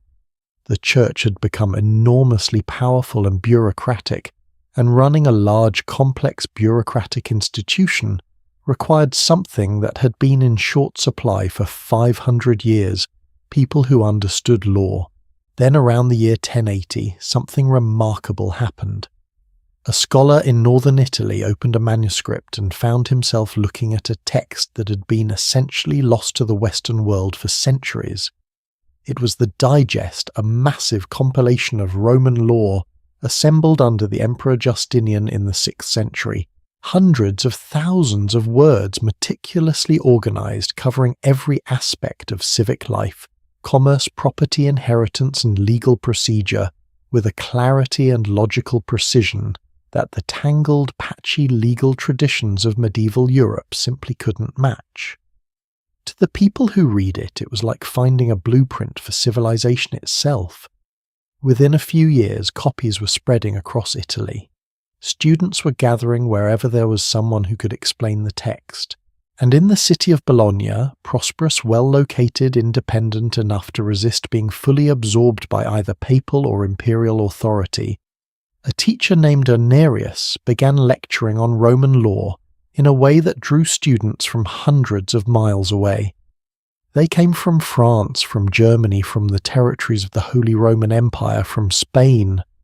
They came with money, with servants, and with books, and they arrived in a city whose laws at that time treated foreign residents with remarkable suspicion, holding all people from a given region collectively responsible for the debts and crimes of any individual from that region. If one German student skipped out on a debt, every other German in the city could be held liable. The students organized. They formed what they called nations associations based on geographic origin: the nation of French students, the nation of German students, the nation of Lombard students, and gradually these nations banded together into a larger organization, a universitas, a term borrowed from Roman law itself to mean an association with a legal personality, a body that could enter into contracts, own property, and advocate for its members. And then they did something that still makes me smile every time I think about it. They hired the professors, they paid the salaries directly, they set the curriculum. They determined how long a lecture should last and what topics needed to be covered by the end of term. And this is the part that would give modern university administrators a collective heart attack. They fined professors who started class late, or finished too early, or failed to complete the syllabus on schedule. There was even a committee. The students called it the denouncers of professors. Its job was to keep tabs on faculty behavior and report any violations to the student council, which would levy the appropriate fine. Can I just take a moment to appreciate how incredible this is? In an era when the church controlled virtually all formal education in Europe, when literacy was a clerical privilege, when the word of an authority figure was essentially unchallengeable, here were 20-year-olds from different countries who had never met each other before, who didn't even share a common language, in many cases sitting down together and saying, "We know what we need to learn. We know what a good teacher looks like, and we're going to hold our professors accountable for delivering it." The University of Bologna, the word that all university graduates around the world still use, alma mater, nourishing mother of studies, comes directly from this institution, was not founded from the top down. No king built it. No pope decreed it. No benefactor endowed it with wealth and vision. It arose spontaneously from the initiative of students who had a problem to solve and organized themselves to solve it. Now, I want to be honest about the limits of this picture. The students at Bologna were almost entirely men. They were almost entirely from wealthy or at least prosperous families. You needed serious money to fund several years of travel and study. The learning was focused almost entirely on law, initially, then later on medicine and philosophy. Most of Europe's population, the farmers, the craftsmen, the servants, remained entirely outside this world. But within those limits, something extraordinary was happening. For the first time in European history since the fall of Rome, formal advanced education was being conducted outside the church and outside the monastery. Bologna did not need a bishop's permission. It didn't need the Pope's blessing, at least not initially. It was as the poet Giosuè Carducci wrote when celebrating the university's 800th anniversary in 1888, a private school it arose and stood out as a private school. Bottom up, self-governing, driven by the students' own sense of what they needed. The professors were not powerless, I should add. They eventually formed their own organizations, the Collegia Doctorum, and secured the rights to set examination requirements and degree standards, and ultimately the city of Bologna moved in and started paying the professors directly from public funds, which gave the university more stability but shifted power away from the students. By the end of the 12th century, it was the city and the university together that had built what a contemporary observer called the nourishing mother of the learned. But the model had been established, and it spread. Here's something that I find deeply moving about how universities multiplied in the 12th and 13th centuries. Most of the great ones didn't grow from careful planning. They grew from conflict, from accident, from the sheer stubbornness of scholars who refused to stop learning when the conditions around them became difficult. Take Paris. The University of Paris, which in the mid-12th century became the dominant centre for theology and philosophy in Europe, grew from the Cathedral School of Notre Dame expanded dramatically when teachers like Peter Abelard attracted students from across the continent and eventually crystallized into a formal institution. But it remained in its early decades a fragile and contentious place. Town and gown conflicts, the simmering hostility between the student population and the local citizens who resented them, and their privileges were a constant feature of medieval university life. And then, in the year 1167, an argument between the King of England and the Archbishop of Canterbury changed everything in a way that nobody planned. Henry II of England had been in a long and bitter conflict with Thomas Becket, his archbishop. The details of that dispute are fascinating in their own right, but what matters for our story is the consequence. Henry at some point in the mid-1160s banned English students from attending the University of Paris, possibly as a diplomatic pressure point, possibly as a way to cut off a flow of educated men who might have loyalties to Rome rather than to him. The exact motivations are debated by historians. The effect is not. English scholars who'd been studying in Paris came home, and many of them settled in a town in the English Midlands where there was already some informal teaching happening, a place called Oxford. The influx transformed it. Within a generation, Oxford had become a genuine centre of learning, with lectures happening in churches, halls and rented houses across the town. By the early 13th century it had a chancellor and was operating as an institution recognisable as a university, though without a formal charter, until King Henry III granted one in 1248. But here is where the story takes an absolutely remarkable turn. In the year 1209, an Oxford student either murdered or was falsely accused of murdering a local woman. The historical sources are genuinely unclear on the details, and the speculation about who exactly did what is one of those wonderful historical mysteries where you genuinely cannot know the truth. What we know is what happened next. The townspeople, furious, took the law into their own hands.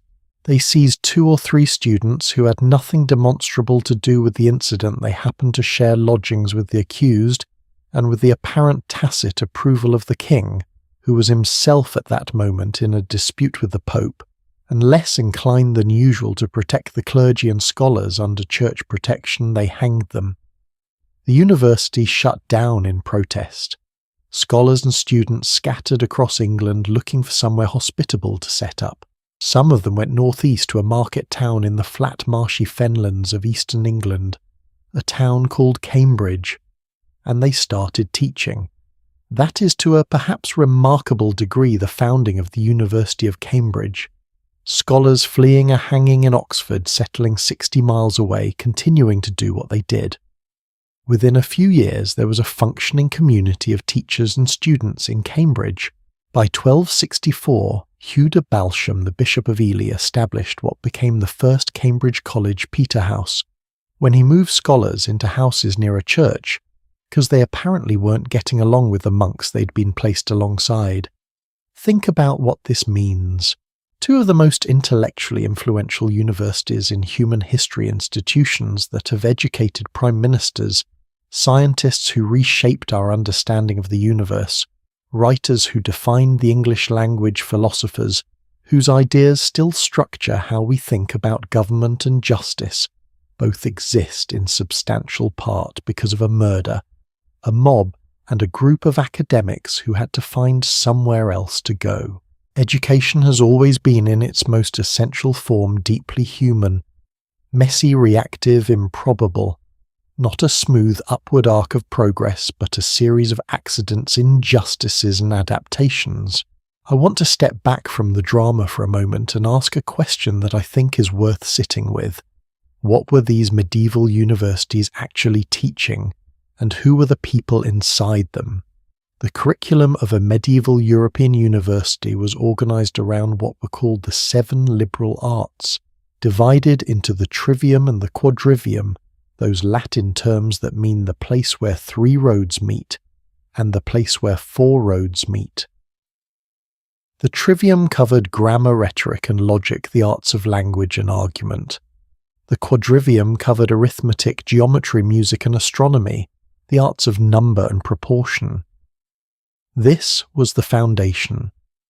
Beyond it, depending on the university, students could study theology, law, medicine, or natural philosophy.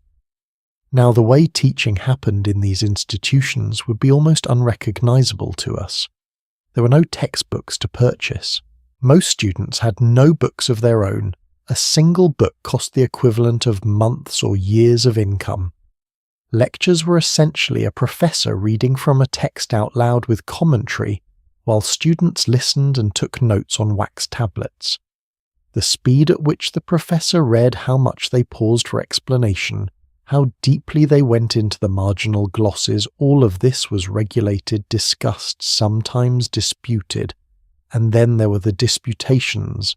A disputation was a formal, structured debate, a practice inherited from the scholastic tradition and refined in the universities into one of the most rigorous intellectual exercises ever devised.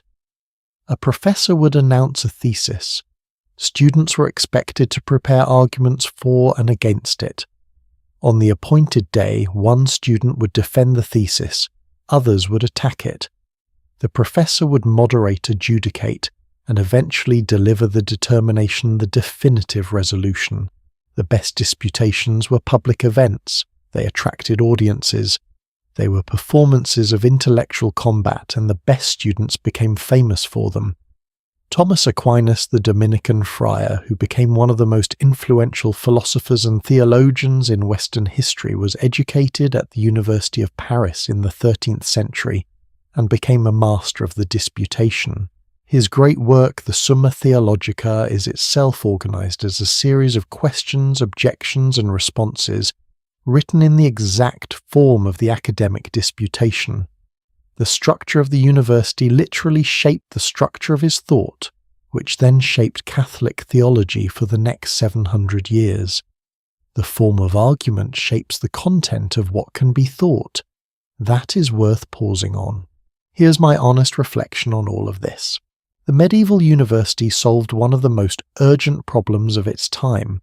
How do you create a community of serious learning that is not entirely dependent on the church, that can sustain itself financially, and that can transmit complex specialized knowledge to successive generations?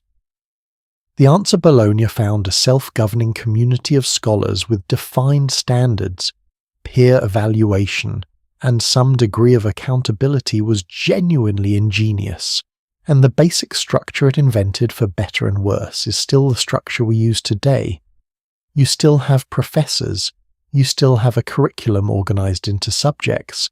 You still sit in a room, and someone with more expertise than you talks and you listen. You still eventually have an examination that certifies your competence to a body that grants you a degree.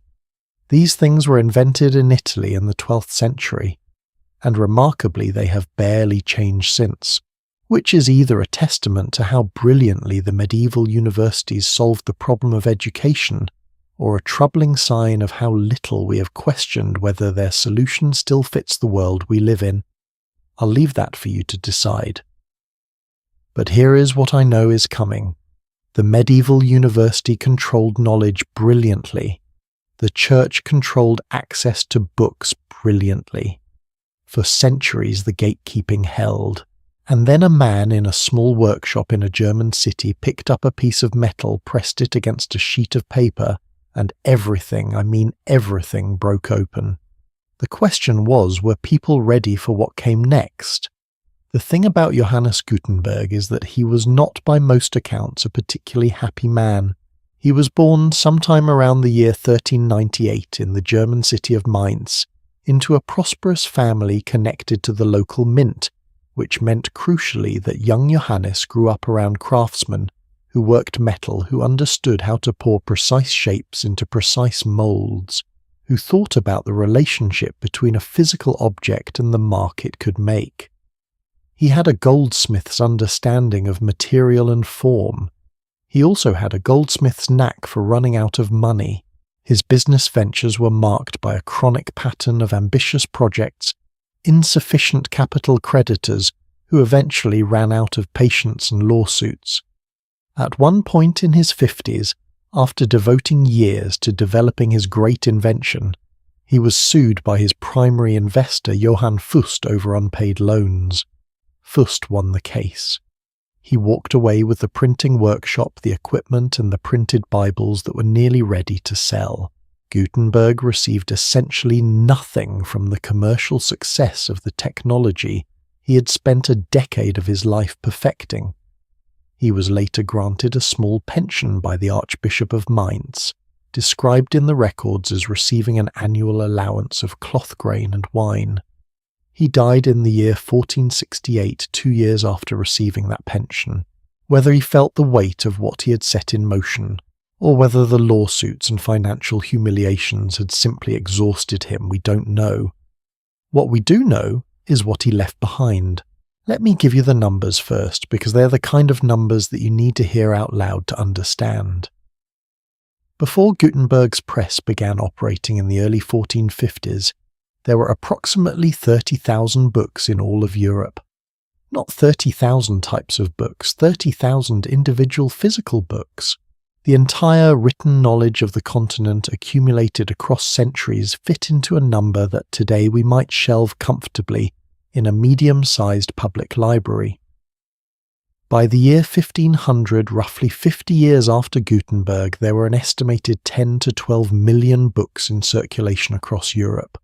10 million books in 50 years, from 30,000 to 10 million.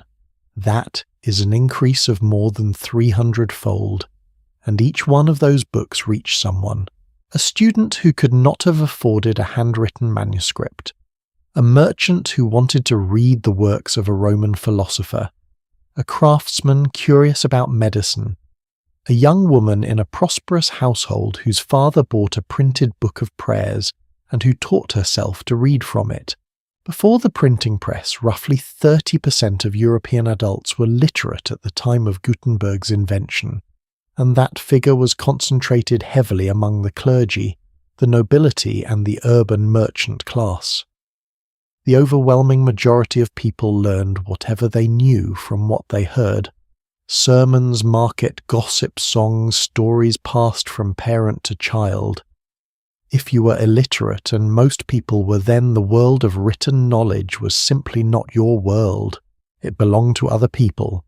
Within 2 centuries of Gutenberg, literacy rates in England would climb from that 30% to over 60%. This is not a coincidence. Books got cheaper. Reading became more common, and as reading became more common, the reasons to remain illiterate became fewer.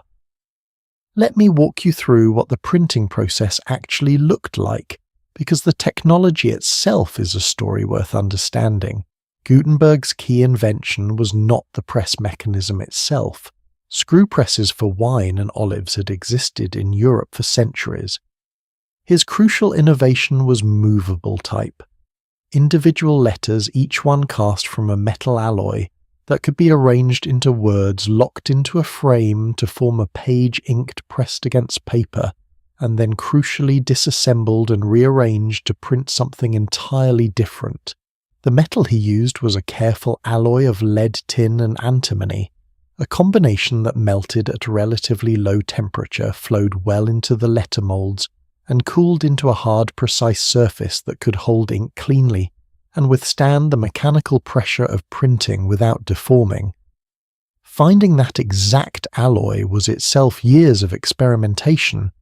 The ink too was a problem. The water-based inks that scribes used were useless for metal type they beaded up and refused to adhere. Gutenberg developed an oil-based ink derived from linseed or walnut oil, mixed with carbon black that clung to the metal surfaces and transferred cleanly to paper. Every page of a printed book required someone to set type to take each individual letter from its compartment in a case, place it in sequence, pack the words into lines, justify the margins, lock the frame tight. A skilled compositor could set perhaps 2,000 letters per hour. A full page of the Gutenberg Bible had around 42 lines of text, roughly 3,000 characters. So setting a single page of type took something over an hour of careful, precise manual work. Then, printing ink the type, lay the sheet. Pull the press, remove the sheet, repeat. A good press team could produce perhaps 250 sheets per hour. But the type had to be reset for every new page. Every unique page in the book required its own composition time. The Gutenberg Bible, the project that would have made Gutenberg wealthy if Fust hadn't taken the profits, was 180 copies of a book that ran to 1,280 pages in 2 large volumes. It was completed around the year 1455 and 1456. The workmanship was so fine that when copies first appeared at the Frankfurt Book Fair, some buyers apparently thought they were looking at exceptionally skilled hand-copied manuscripts. Today, 49 copies of the Gutenberg Bible are known to survive. A complete copy last sold at auction in 1978 for $2.2 million. It's now estimated to be worth around $35 million. Not a bad legacy for a man who died with a cloth and grain pension. Now here is where the story of the printing press connects directly to education, and where it does so in ways that I don't think people fully appreciate. The immediate effect of printing on formal education was not what you might expect. Schools and universities did not immediately transform. The basic structure of medieval university teaching lectures, disputations, oral examinations didn't change overnight simply because books became available. Old institutions change slowly. They always have. But what printing did was something more fundamental than changing schools. It changed who had access to knowledge, and that eventually changed everything. Consider what it meant for the first time in European history in the 1470s and 1480s for a cloth merchant in Lyon, or a baker in Nuremberg, or a shipwright in Antwerp to be able to purchase a printed pamphlet for a few pennies, containing the ideas of a philosopher, a reformer, a scientist. People who had never been near a university. People for whom the monastery library was as inaccessible as the moon. For the first time, you didn't have to be educated to begin educating yourself. This is a shift so profound that I think it's actually difficult for us to appreciate from inside a world already saturated with accessible information. We have to imagine a world where information was genuinely scarce, where the gatekeepers of knowledge were the only people who could tell you what the knowledge said. And then imagine the first moment when those gates opened even a crack. People walked through, in enormous numbers. And here is the story that I think captures this moment better than any other. A man named Martin Luther was 33 years old, in the year 1517. He was a professor of theology at the University of Wittenberg in Saxony, a city of perhaps 2,000 people. He was not famous, he was not powerful. He was, by the standards of the church hierarchy that dominated European intellectual life, essentially nobody. On the 31st of October in 1517, though the famous image of him nailing the document to the church door is probably more legend than history, since he most likely sent it by letter to the Archbishop of Mainz, Luther, distributed a document. It was written in Latin, addressed to scholars, inviting academic debate on 95 propositions about the sale of indulgences. Standard academic procedure, the kind of thing that happened in universities all the time, except that someone sent it to a printer. Within 2 weeks, copies of Luther's 95 propositions had spread throughout Germany. Within 2 months, they had reached the rest of Europe. Before the printing press, this was simply impossible. John Wycliffe in England had made similar arguments about the church in the 1380s. Jan Hus in Bohemia had pushed even further in the early 1400s and was burned at the stake for it. Their ideas had circulated, yes, but slowly, laboriously, among a small network of scholars and educated clergy. Without the press, their movements had been containable. Luther's was not containable. Within a year, his short German sermon on indulgences, just 1,500 words written in plain language accessible to anyone who could read, had been reprinted 14 times and had moved through every major publishing centre in Germany. By 1521, Martin Luther was the most published author in the history of printing, living or deceased. By 1525, 287 of his tracts had been printed in approximately 2 million copies. 2 million copies! Let me put that in context. The entire written output of European civilization before the printing press accumulated across more than 1,000 years was approximately 30,000 books. Martin Luther, one man in 8 years, produced 2 million copies of his work. A professor at Harvard named Andrew Pettigrew, who has studied this period in extraordinary detail, described Luther as becoming something genuinely new in human history, the world's first mass media figure. Not just a theologian, not just a reformer, but a person who understood intuitively, almost without precedent, how to write for an audience that extended far beyond the educated elite. And here is the thing about Luther that I find genuinely fascinating from an educational perspective. He didn't just challenge the church's authority over religion. He challenged its authority over reading itself. When Luther translated the Bible into German, his New Testament appeared in 1522, the complete Bible in 1534. He wasn't just making scripture accessible in a new language. He was asserting that ordinary people had the right and the capacity to read the foundational text of their civilization themselves, without a priest mediating, without Latin, without the clergy deciding what it meant and passing the interpretation down. And to teach people to read his German Bible, Luther wrote a catechism and instructional text for religious education that was designed specifically for parents to use at home with their children. He established schools in Protestant territories. He argued publicly and persistently that education was not a luxury for the elite, but a civic necessity, that literate citizens were better citizens, that parents had an obligation to ensure their children could read. This is the moment the early Reformation, the 1520s and 1530s in Germany, when education begins its slow, halting transformation from a privilege of birth and wealth into something that might in principle belong to everyone. That transformation took centuries to complete. In many ways it is still incomplete, but the argument that learning should not be rationed by social class, that the child of a carpenter deserves access to knowledge as much as the child of a nobleman, begins here in the aftermath of a revolution made possible by a goldsmith from Mainz who died without seeing a penny of profit from it. The printing press did not only democratize knowledge, It also standardized it in ways that had profound effects on education. Before printing 2 copies of the same book could differ significantly, a scribe in Paris and a scribe in London copying the same text would produce different results, different wordings, different interpretations of ambiguous passages, different errors accumulated and compounded across generations of copying. There was no stable version of anything, really. There was a living, breathing, mutating text that passed through human hands. Printing froze texts.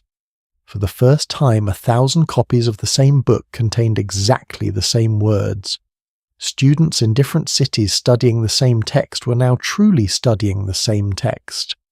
A professor in Cologne and a professor in Vienna could refer to the same passage in the same work and know they were looking at identical words. This made possible something that had never existed before a shared educational canon. A common curriculum not just in principle but in practice, where the text actually meant a single, stable, retrievable thing. The effects of this are still with us.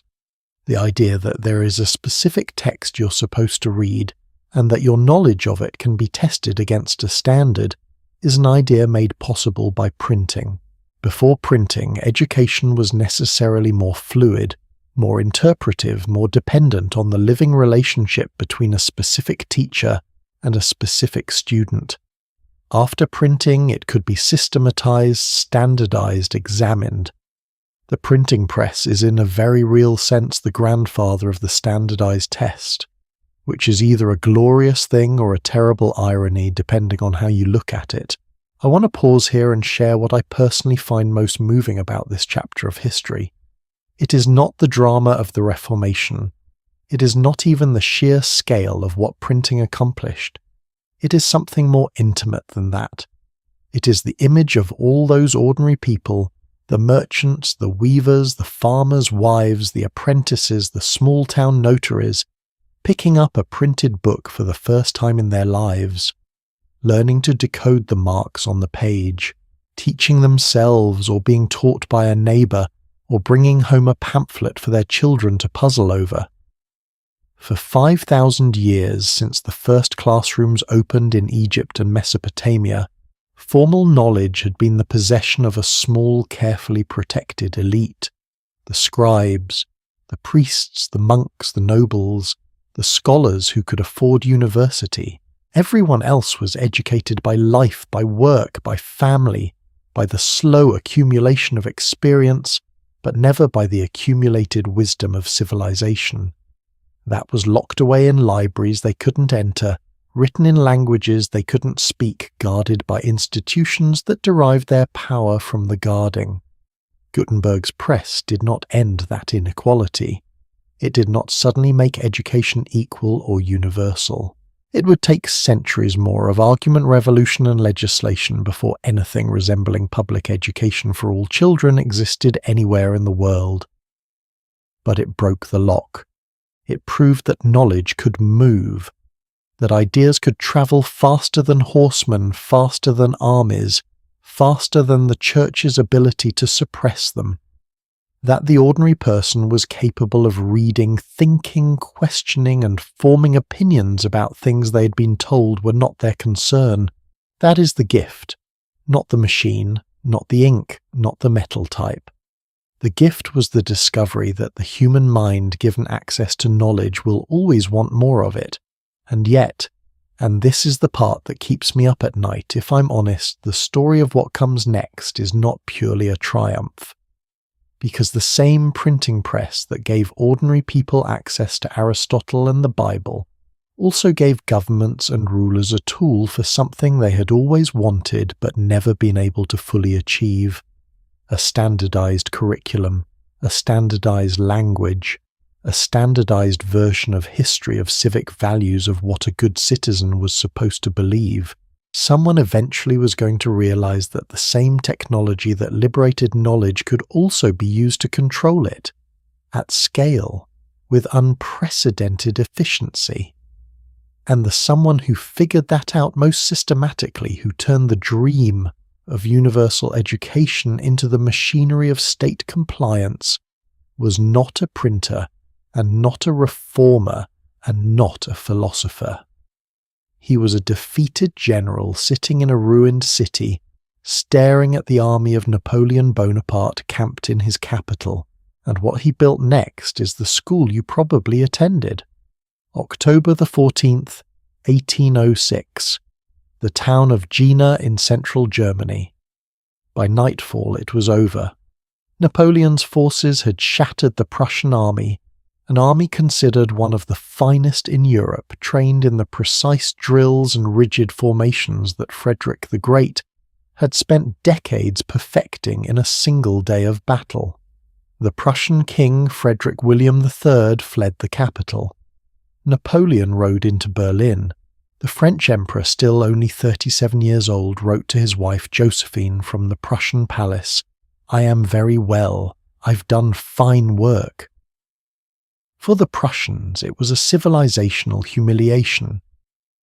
But here is the thing that the Prussian generals and philosophers and statesmen found most disturbing when they sat in their occupied city and tried to understand what had happened.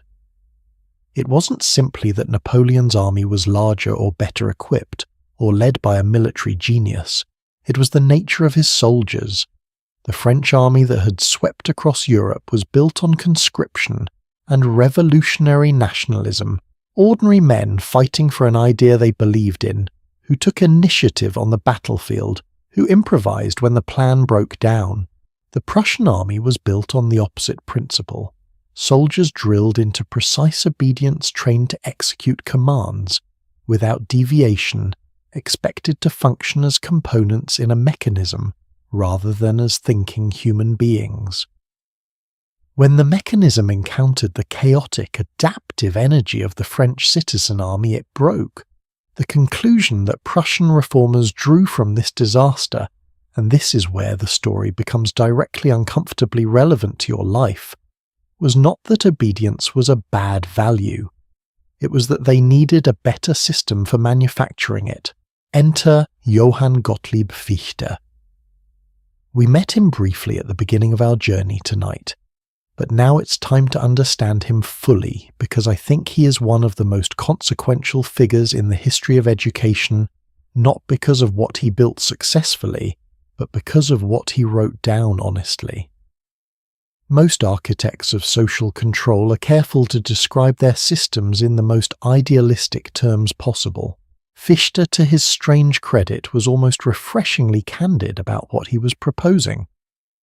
Between 1807 and 1808, while Napoleon's troops were still occupying Berlin, Fichte delivered a series of public lectures that he called Addresses to the German Nation.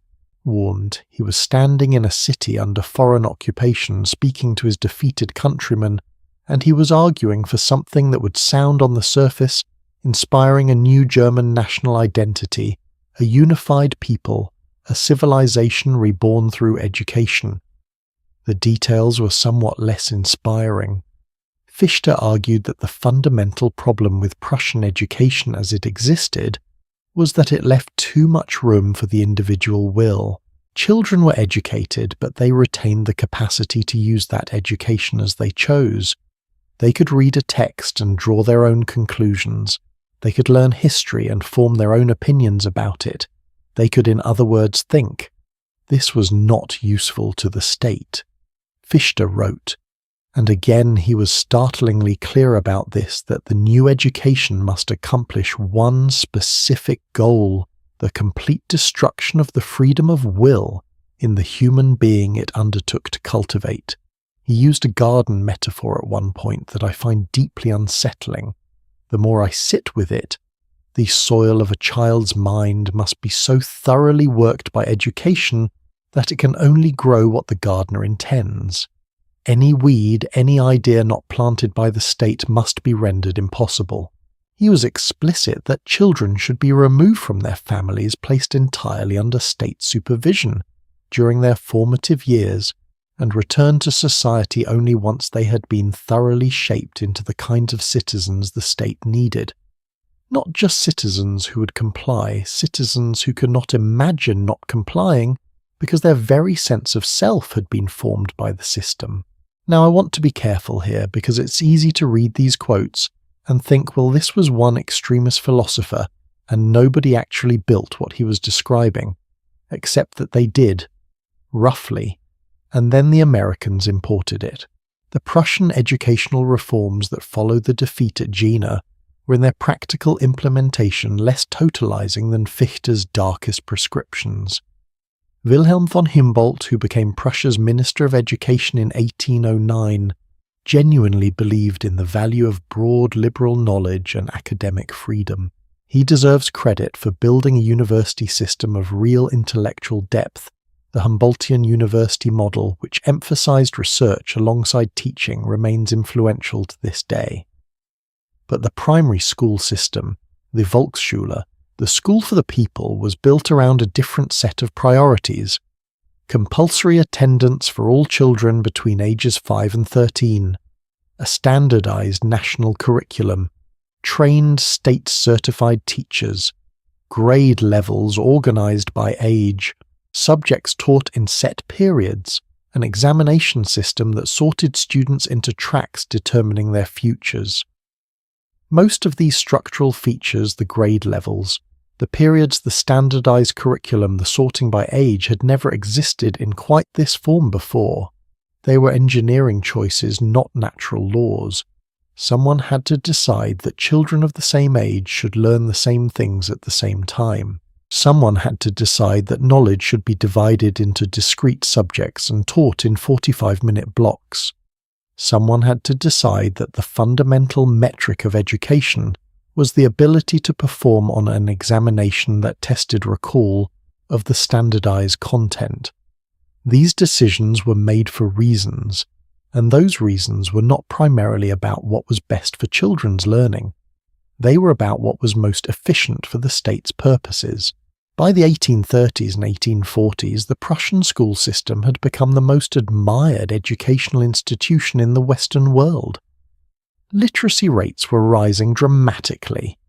The Prussian state was producing educated workers, educated soldiers, and educated bureaucrats at a scale no other nation could match. Delegations from Britain, France, Russia, and the United States travelled to Prussia specifically to observe and report on what they saw. Let me ask you something. If you were watching that happen in a world where most countries still had essentially no public education system, where most children of the labouring class received no schooling at all, would you see a machine of social control? Or would you see the solution to a pressing problem? I think most people would see the solution. And that's important to hold on to, because the story of how the Prussian model spread is not a story of villains and victims. It's a story of well-intentioned people solving urgent problems with the best tools they had, without fully seeing what the tools were also doing. Horace Mann was born in 1806, the same year Napoleon crushed Prussia, in a small town in Massachusetts. His childhood was by any account difficult. His family was poor. He had almost no formal schooling. He described himself as spending perhaps 6 weeks per year in school during his early childhood, learning from teachers who were often barely educated themselves, and yet through ferocious self-education, reading everything he could find, teaching himself law. Eventually attending Brown University, he became one of the most powerful educational reformers in American history. He genuinely believed, with a passion that reads across the 2 centuries between his time and ours, that education was the foundation of democracy, that an ignorant citizenry was an ungovernable citizenry, that the gap between the educated elite and the uneducated poor was the single greatest threat to the American experiment. He was not wrong about any of this. In 1837, he became the first secretary of the newly created Massachusetts Board of Education.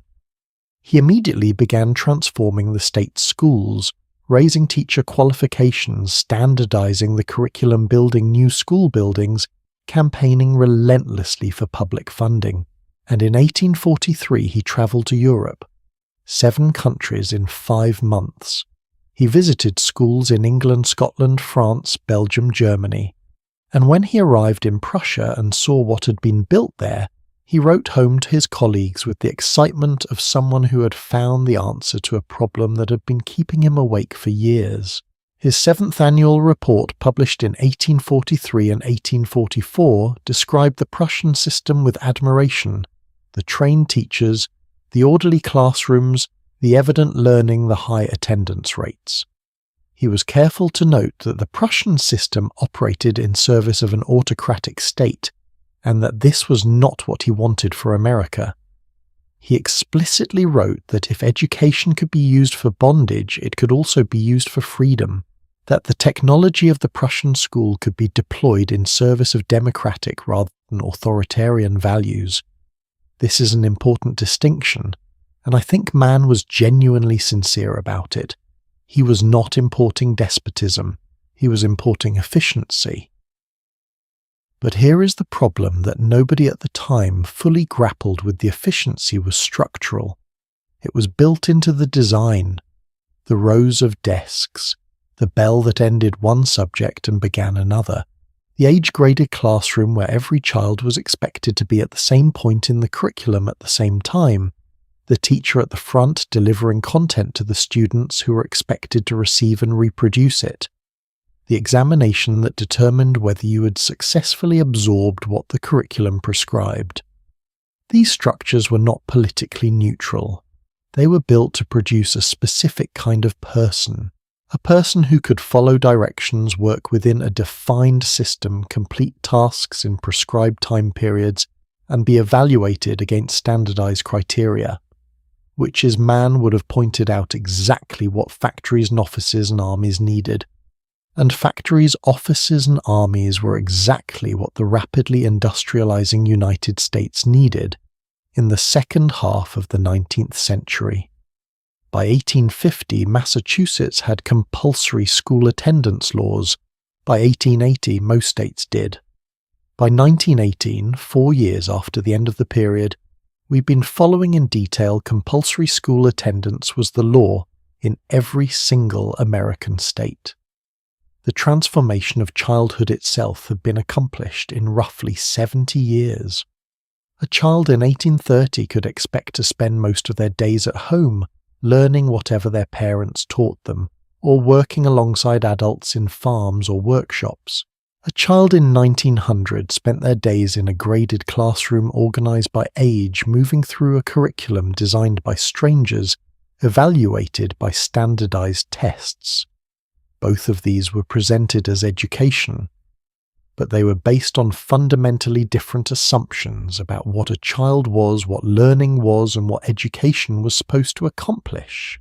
There's another layer to this story that I think is essential, and it has to do with the role of industrialists in shaping American public education.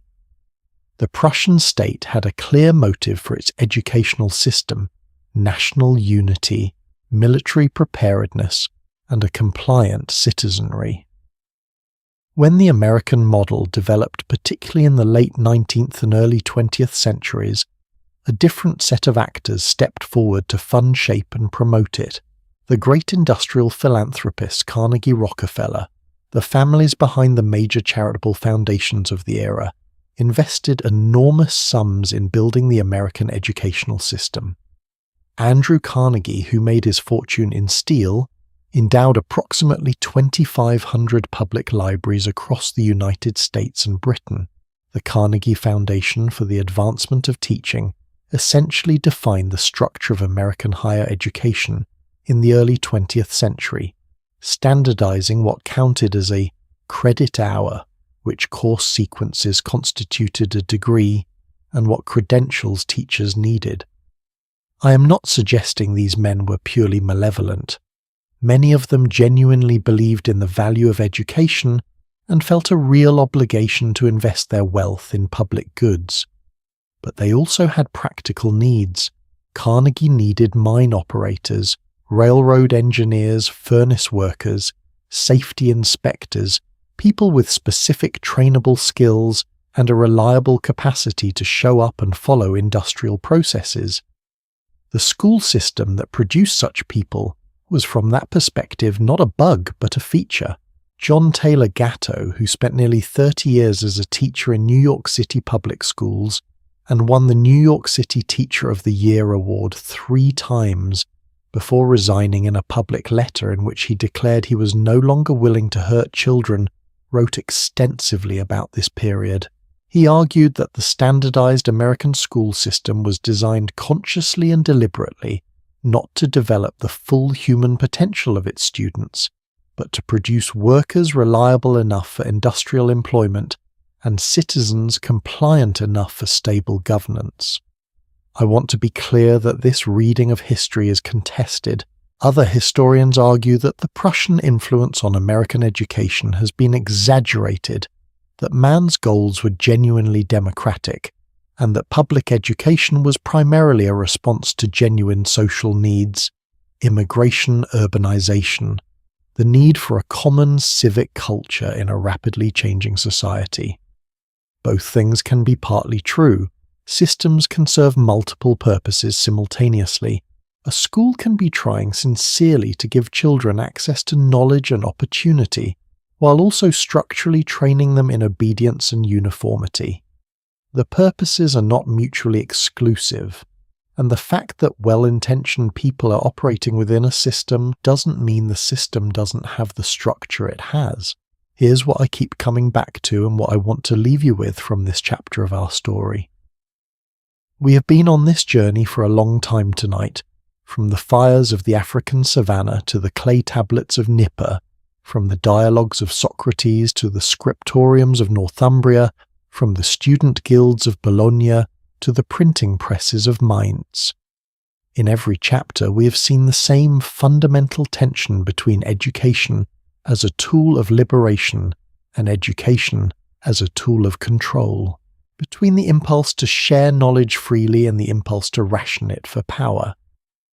What Fichte and the Prussian reformers did was not invent a new form of control.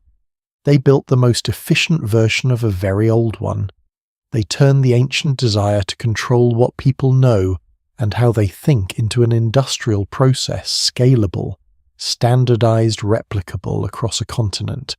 And when Horace Mann brought it to America, he brought both the liberation and the control together in the same package, because they were built into the same structure. The school you attended, if you're listening to this from America or most of Western Europe, was built on foundations laid in Berlin in the years after Napoleon's victory at Jena. The grade levels, the bell schedule, the age sorting, the standardized tests, the single teacher delivering content to passive students in rows, all of it descends in a direct and traceable line from decisions made by Prussian reformers who were trying to solve a specific problem in a specific historical moment. They solved it. Powerfully, durably. The system they built is still running 200 years later. The question, and I genuinely don't know the answer, is whether the problem they were solving is still the problem we face. Because if it isn't, then we may be running a solution to a problem that no longer exists at the cost of not solving the problems we actually have. But before we can think about what comes next, there's one more chapter that usually gets skipped over in conversations about educational history. A chapter about the women who are largely absent from everything we've discussed tonight, about the forgotten half of human education and what happens when a civilization notices that it has been deliberately leaving out the people who do most of the teaching. That story involves a school in a convent in Germany, a woman who wrote about medicine and music and the cosmos from inside a monastery, and the slow, painful, centuries-long argument about whether half the human race deserved access to the knowledge we've been talking about all night. There is a woman lying in a room in a monastery in Germany and she cannot move. Her arms are rigid, her legs will not respond. The monks who try to lift her cannot shift her. She has been paralyzed for days and the physician they brought in is at a loss. The abbot of the monastery, a man named Kuno, stands at the door looking at her, and he knows in the way that powerful men sometimes know things they don't want to admit that this is his fault. For weeks this woman had been asking him for permission to leave, She wanted to take a small group of nuns from the monastery at Disibodenberg and establish an independent convent at a place called Rupertsberg, some 65 miles away. Kuno had refused her. Twice. He had good reasons. She was too valuable to release her reputation, drew pilgrims and donors. She was too important. The monastery needed her. She'd informed him quietly and with perfect composure that God wished her to move to Rupertsberg. Kuno had said no, and then she'd collapsed, and now he was standing in the doorway watching her paralyzed body, and eventually he said yes. The moment he said yes, she got up. She packed her things, she left. Her name was Hildegard of Bingen. She was 52 years old, and what she built at Rupertsberg, what she created in the remaining 30 years of her extraordinary life, is one of the most remarkable achievements in the history of human learning. Not because of its scale, not because of its institutional power, but because of what it represented: a woman in an age that had systematically barred women from almost every avenue of formal knowledge, building her own school, her own curriculum, her own library, her own tradition, from inside the only space the world allowed her. Before we go deeper into Hildegard's story, I want to set the stage properly. Because the story of women and education across human history is not simply a story of absence. It is more complex and more interesting than that, and more painful.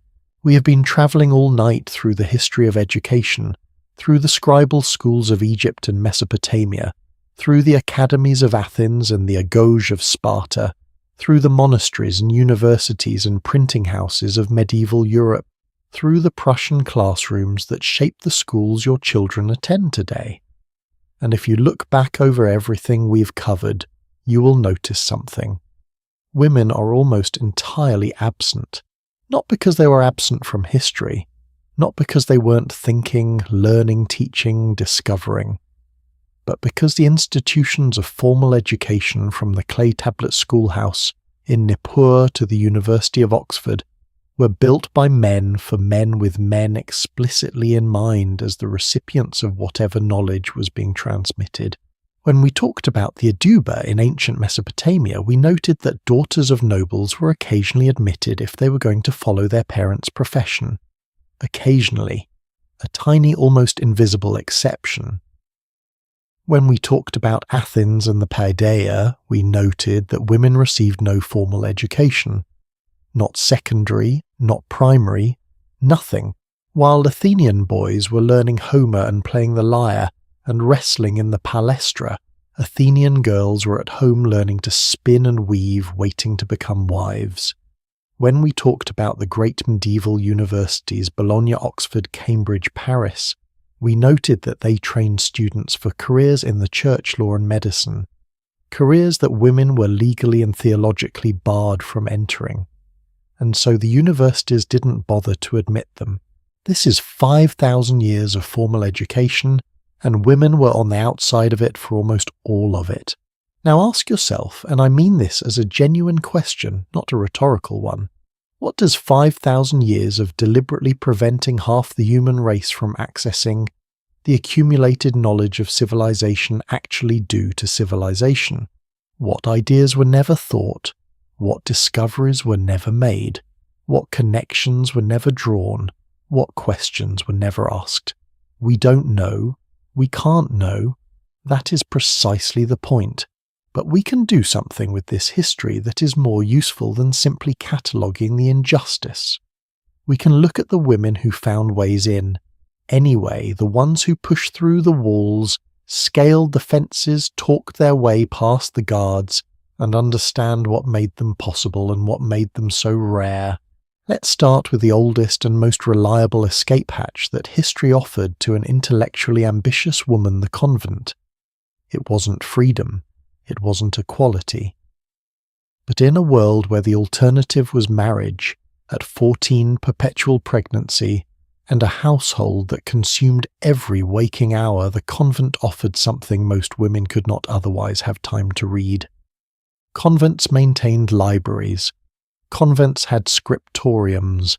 Convents maintained correspondence networks with other intellectual institutions, and crucially, convents offered women a role teacher-administrator abbess that was grounded in authority rather than subordination. The most brilliant women of medieval Europe knew this. Hildegard entered a Benedictine house at age 8, when her parents presented her as a tithe to God. She was, by her own account, the 10th child, and so was given as the 10th portion of her family's resources.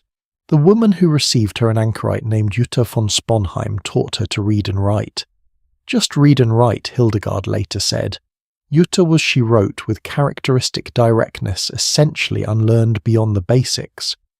The deeper formation of her mind, the extraordinary range that would eventually encompass theology, medicine, natural history, music, cosmology, poetry, and an invented language with its own alphabet and nearly 900 words Hildegard developed herself, through decades of voracious reading and the particular discipline of someone who knows that the access they have is finite and might not last. By the time she was in her 40s, she had written her first great visionary work. By the time she was in her 50s, the decade when she paralyzed herself into getting permission to leave Disibodenberg, she was corresponding with 4 popes, multiple emperors, the great theologian Bernard of Clairvaux, and kings across Europe. She conducted preaching tours up and down the Rhine. She composed 77 musical works. She wrote the oldest surviving morality play. She wrote detailed medical treatises analyzing the properties of plants, animals, stones, and the human body. She invented a language. She's considered one of the first identifiable composers in the history of Western music. Before the 1970s, she barely appeared in music history textbooks. I want to sit with that for a moment. One of the greatest polymath scholars of the 12th century, a woman who corresponded with the most powerful figures of her age and was consulted by emperors, was so thoroughly erased from the history books that her music wasn't recorded until a 1979 album called A Feather on the Breath of God became an unexpected bestseller. A feather on the breath of God. It was her own phrase for how she received her visions, and it describes perhaps unintentionally exactly what women's intellectual contributions to history have so often been treated as weightless, untraceable, floating through and disappearing without leaving a mark on the record. Now, Hildegard was not the only woman who found a path. She was simply one of the most extraordinary and therefore one of the hardest to suppress entirely. Let me give you a few others because they matter. Hypatia of Alexandria. Born around 360 years after the birth of Christ's daughter of a mathematician named Theon, she was educated alongside her father, became a teacher of mathematics, astronomy and philosophy herself, and eventually became the head of a Neoplatonic school in Alexandria, the same city that had centuries earlier housed the greatest library in the ancient world. Students came from across the Roman world to study with her. She corresponded with bishops and governors. She was by any measure one of the leading intellectuals of the late ancient world. In the year 415, a mob seized her. They pulled her from her carriage, dragged her to a church and killed her. The details of what they did to her body are recorded in contemporary sources, and I will spare them here, but she was torn apart. The exact political motivations behind her killing are still debated by historians. What is not debated is the fact that her murder effectively ended Alexandria's tradition of secular philosophical education. The school she led did not survive. That is what happened to one of the ancient world's greatest educated women. Not suppression, not dismissal, erasure. Christine de Pizan. Born in Venice in 1364, raised at the French royal court, widowed at 25 with 3 children and a mother to support. With no income and no male protector, she did something almost unheard of. For a woman of her time, she became a professional writer. She wrote poetry, political philosophy, military theory, and biographical works. She's the first woman known to have made a living from writing. In her most famous work, the Book of the City of Ladies, written in 1405, she constructed an imaginary city populated by the greatest women in history, a direct argument against the misogynist literature of her era that dismissed women's intellectual capacity. She asked in the book's famous opening pages whether there was any subject in which women were not deficient, and then spent the rest of the book demonstrating systematically and with specific examples that the answer was no. She lived to her late 60s. For 400 years after her death, she was largely forgotten. Mary Wollstonecraft, born in 1759 in London into a family of declining fortunes and a violently alcoholic father, she educated herself through reading, worked as a teacher, founded a school.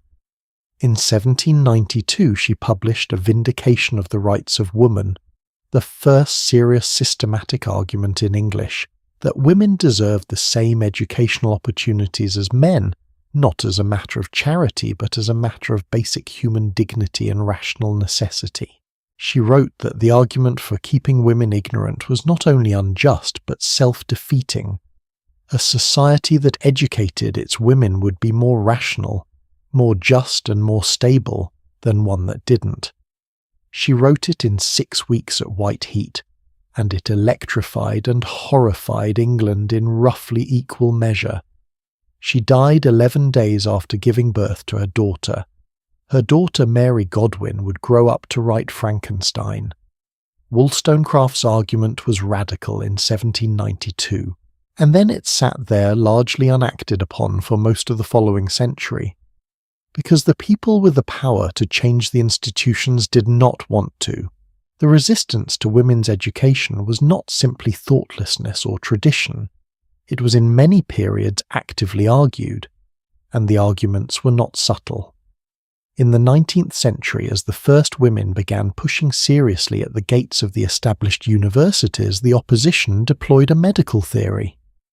Doctors, and these were qualified physicians at prestigious institutions, argued that the female body simply could not withstand the strain of serious intellectual work, that studying for examinations would divert blood flow from the reproductive organs, causing permanent damage, that women who attended university would become infertile or unhealthy or mentally unstable, that the female brain was constitutionally unsuited to abstract reasoning. Dr. Edward Clark of Harvard Medical School published a book in 1873 called Sex in Education that made precisely these arguments. It went through 17 printings in its first year. 17 printings. In England, when Girton College was established in Cambridge in 1869, one of the first residential colleges for women at a university, it attracted what one historian described as a lot of criticism. The term Girton girl applied to a daughter could apparently strike fear into a parent's heart. Oxford theologian Henry Liddon called the founding of Lady Margaret Hall an educational development that runs counter to the wisdom and experience of all the centuries of Christendom. Women did not gain full membership of Oxford University, the right to actually receive degrees, until 1920. Cambridge held out until 1948. 1948. The same year the Universal Declaration of Human Rights was signed. The same year Israel declared independence. The year before, NATO was founded. Cambridge University awarded women full degrees in 1948. Cambridge, which was founded in 1209 because scholars needed somewhere to flee after a violent incident in Oxford, which had been educating students for 700 years, finally decided that women were allowed to fully graduate. I don't say this to be bitter. I say it because the timeline matters. We're not talking about the distant past. We're talking about events that some people still alive today remember. Now I want to come back to a question that I've been circling around because it's the one that actually matters. What does it mean for a civilization, for a body of knowledge, for an educational tradition, that it systematically excluded 50% of its potential contributors for most of its existence? The history of science gives us one concrete way to see the answer. For centuries, women who were interested in science were excluded from the institutions that did science. They couldn't attend universities. They couldn't become members of scientific societies. They couldn't in many cases even publish under their own names. They assisted their husbands, their fathers, their brothers. They made observations that were published under other people's names. They did calculations that other people received credit for. We know some of their names now because historians in the 20th century went looking. Cecile Vogt, who made contributions to neuroscience that were credited to her husband. Nettie Stevens, who first identified that chromosomes determine biological sex, a discovery often attributed to Edmund Wilson. Rosalind Franklin, whose crystallography work contributed to the discovery of the structure of deoxyribonucleic acid, for which Watson and Crick received the Nobel Prize. We know some. We don't know how many we don't know. We don't know how many women looked at a problem, clearly formed a thought that would have changed our understanding of the world, and then put down their pen because the institution they needed didn't want them. That is the real cost. Not the injustice to individual women, though that injustice was real and was enormous. The cost to knowledge itself, to what humanity might have understood sooner, might have discovered earlier, might have been spared if it had allowed all of its minds to work. Here is what I find most moving about this entire chapter of history. Despite everything, despite the centuries of exclusion, the medical arguments, the theological objections, the riots and mockery and outright violence, the Hypatias dragged from carriages, and the Christine de Pisans, who had to wait 400 years for rediscovery, women kept learning anyway. They learned in convents and at kitchen tables. They learned from fathers who were willing to teach them, from brothers who shared their books from the accidental access of a well-stocked household library. They educated each other in the women's salons of 18th century Paris that were the only intellectual spaces women could build and control. They taught their own children in the certainty, which is one of the most radical acts a human being can perform, that those children deserved to know more than their parents had been allowed to know. The desire to learn is not gendered. It is not class-bound. It is not racially specific. It is one of the most fundamental human impulses there is. And 5,000 years of institutional exclusion did not kill it. It survived. In the margins, in the convents, in the kitchens, in the letters between women who had read the same books and had no one else to discuss them with, in the cramped handwriting of women who wrote by the light of a dying fire after the household was asleep, because it was the only hour that belonged to them. And that brings us finally to the question that has been quietly gathering force throughout this entire night. Not, what did education look like before modern schools? We've answered that. We've been through the clay tablets and the agauge and the scriptorium and the student guilds of Bologna and the printing press and the Prussian factory school. We've seen what was gained and what was lost at each step. The real question is, after all of this history, these 5,000 years of getting it both right and terribly wrong, what do we actually know about how human beings learn best, and are we using any of it? That's what we need to talk about next. Because the answers are stranger and more hopeful than you might expect. If you could travel back to January 6, 1907, and walk into a particular tenement building in the San Lorenzo district of Rome, one of the city's most impoverished neighborhoods, a place so dangerous and crime-ridden that the police had for years essentially given up on entering it, you would find something remarkable. You would find 50 children aged roughly 3 to 7 sitting quietly at small tables, sized precisely for their bodies, not in rows facing a teacher, not reciting in unison from a text. Some of them are pouring water carefully from one small pitcher to another. Some are tracing the shape of sandpaper letters with their fingertips. Some are doing nothing in particular, sitting, thinking, watching, and no one is telling them to stop. The woman who organised this room had originally been brought in because the building's owners wanted someone to keep the children occupied while their parents worked. The children were described in contemporary accounts as wild and uncivilised. Their behaviour was considered essentially unmanageable. Nobody expected much from them. Within weeks, something had started happening that visitors found deeply strange. The children were concentrating, not because anyone was forcing them to, not because a bell had rung and a lesson had begun. They were simply absorbed in whatever they had chosen to engage with a quality of attention that the educational observers who came to watch had never seen in a classroom before.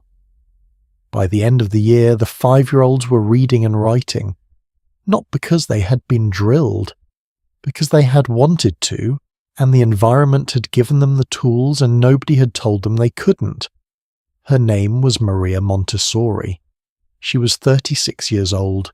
She was one of the first women to graduate from medical school in Italy, and she'd spent a decade working with children who had been labelled ineducable children in Rome's asylums and care institutions, whom the existing system had given up on, and watching them closely and scientifically, noticing what they did when given appropriate materials and sufficient space.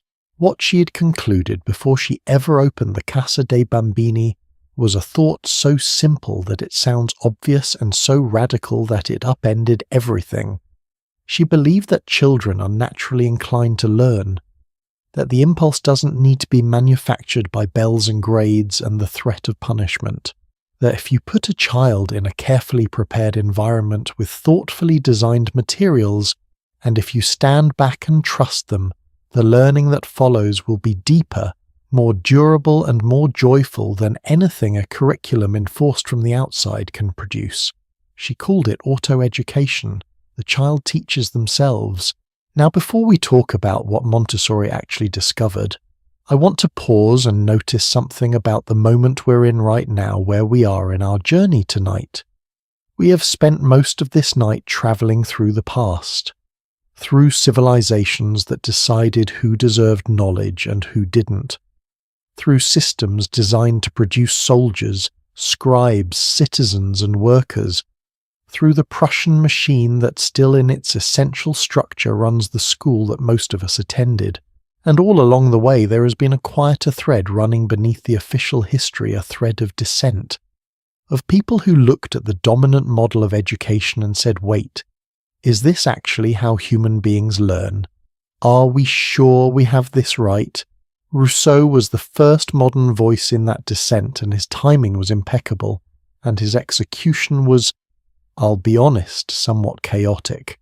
Jean-Jacques Rousseau published Emile in 1762, the same year, incidentally, that he published The Social Contract. He was 50 years old, living in Switzerland, and had abandoned all 5 of his own children to foundling hospitals. I mention this not to be cruel about it, but because the irony is genuinely striking. The man who wrote one of the most influential books in the history of child-centered education had no actual experience raising a child. He knew this. He wrote about it with what I can only describe as studied avoidance. But the ideas in Emile, whatever we make of the man who wrote them, were electric. Rousseau argued that children are not small defective adults who need to be filled with correct information and proper behavior until they become real human beings. They are complete beings at every stage of their development, with a natural curiosity, a natural capacity for joy, and a natural intelligence that operates differently at different ages. The teacher's job is not to impose knowledge from outside. It is to observe the child, understand where they are in their development, and arrange experiences that let them discover the world for themselves. His most famous line on education was this: "No book but the world, no teaching but that of fact." Let the child encounter reality. Let them be confused by it, intrigued by it. Let them ask questions. Don't rush to answer. Let the questions sit until the child finds its way toward an answer of their own. He also wrote, the wisest writers devote themselves to what a man ought to know without asking what a child is capable of learning, which is a sentence that I think should be posted in every school in the world. Emile was banned in Paris and in Geneva, and was publicly burned the year it was published. The Church placed it on its list of forbidden books, which, as history has demonstrated repeatedly, is a fairly reliable sign that an idea is important. Between Rousseau and Montessori, a whole tradition of dissent had been building. Johann Pestalozzi in Switzerland, working in the late 18th and early 19th centuries, ran schools for the children of the poor and developed a method based on concrete experience rather than abstract memorization. He was one of the first educators to argue that children should be taught in their mother tongue rather than Latin, and that learning should begin with what the child can directly perceive and touch, before moving to abstractions. Friedrich Froebel, who studied under Pestalozzi, took his ideas and applied them to very young children, inventing the concept of the kindergarten, literally a children's garden, a place for the youngest learners to grow through play, through making things with their hands, through song and movement, and the manipulation of what Froebel called his gifts, a series of carefully designed geometric shapes and materials meant to help children understand form pattern and the structure of the world. The kindergarten was a revolutionary idea. It was also considered in many countries for many decades deeply suspicious. In some American states in the mid-19th century, kindergartens were viewed as dangerously permissive. John Dewey, who was born in 1859, drew on all of these traditions and added his own philosophical clarity. He argued that the fundamental problem with the factory model school was not merely that it was boring or inefficient, it was that it was based on a wrong understanding of what learning is. Real learning, Dewey wrote, is not the transfer of information from a knowledgeable person to an ignorant one. Real learning is what happens when a person encounters a genuine problem, something that matters to them, something they actually need to understand, and works their way through it, using their own intelligence, their own curiosity, their own capacity for trial and error. The famous phrase most associated with Dewey, "learn by doing," is actually a compression of a much richer argument that doing and thinking are not separate activities, that the hand and the mind work together, that the child who is cooking or building or planting is learning physics, mathematics, biology and social cooperation simultaneously in a way that no lecture could replicate. Dewey set up a laboratory school at the University of Chicago in 1896, a real school with real children designed to test his theories.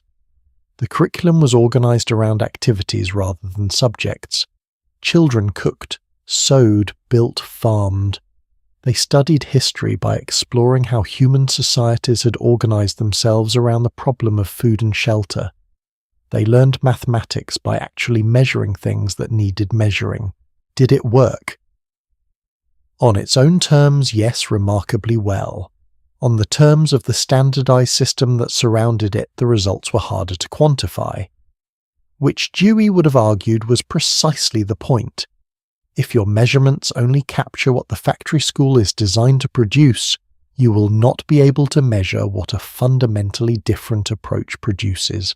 So, we have three different thinkers across 150 years all saying some version of the same thing, that the natural curiosity of the child is not an obstacle to be managed.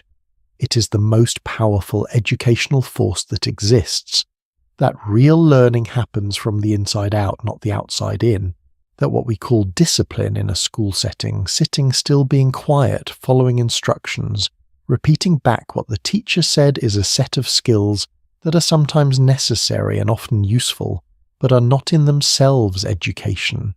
They are the container. They are not the thing. Here is what I find genuinely interesting about Montessori specifically in this context. Montessori was not a romantic. She was a scientist. She had no particular philosophical commitment to the idea that children are naturally good or naturally curious. She was simply watching what actually happened when children were placed in a thoughtfully prepared environment, with appropriate materials and not coerced. And what she watched over and over again with children from some of Rome's most impoverished and neglected families was that they taught themselves. Not everything, not instantly, not without guidance or structure or the presence of an attentive adult who knew what she was doing. But the engine of the learning was internal, the drive to understand, to master, to repeat an activity until it was perfect that came from the children themselves. Her observations led her to a concept she called the normalized child, a child who, given an appropriate environment, naturally becomes focused, self-directed, peaceful, and industrious. Not because these behaviors were imposed from outside, but because they are, in Montessori's view, the child's natural state when the conditions allow it to emerge. Now, a note of intellectual honesty here. The evidence for Montessori's specific claims has been debated by researchers for over a century. Some studies show strong positive effects, others show more modest results. The quality of outcomes depends enormously on whether the method is being implemented faithfully or only superficially. A school with Montessori on the door and 25 children in rows, learning from worksheets, is not implementing the method. But a 2006 study published in the journal Science found that Montessori education, when implemented faithfully, fostered social and academic skills equal to or superior to other school types. A 2017 longitudinal study found that students randomly assigned to Montessori schools scored higher on academic tests than peers in traditional public schools.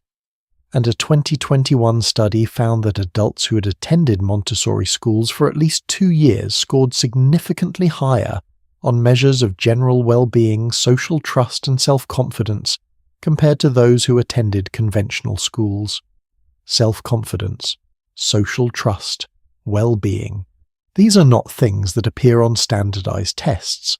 They are things that arguably matter more than what appears on standardized tests. Let me take a step back and ask the question that I keep coming back to throughout this whole night, and that I think is the real heart of Part 11. We have been talking about education for tens of thousands of years. We have been trying to understand how human beings learn since before we had writing to record our attempts. We have made extraordinary discoveries along the way.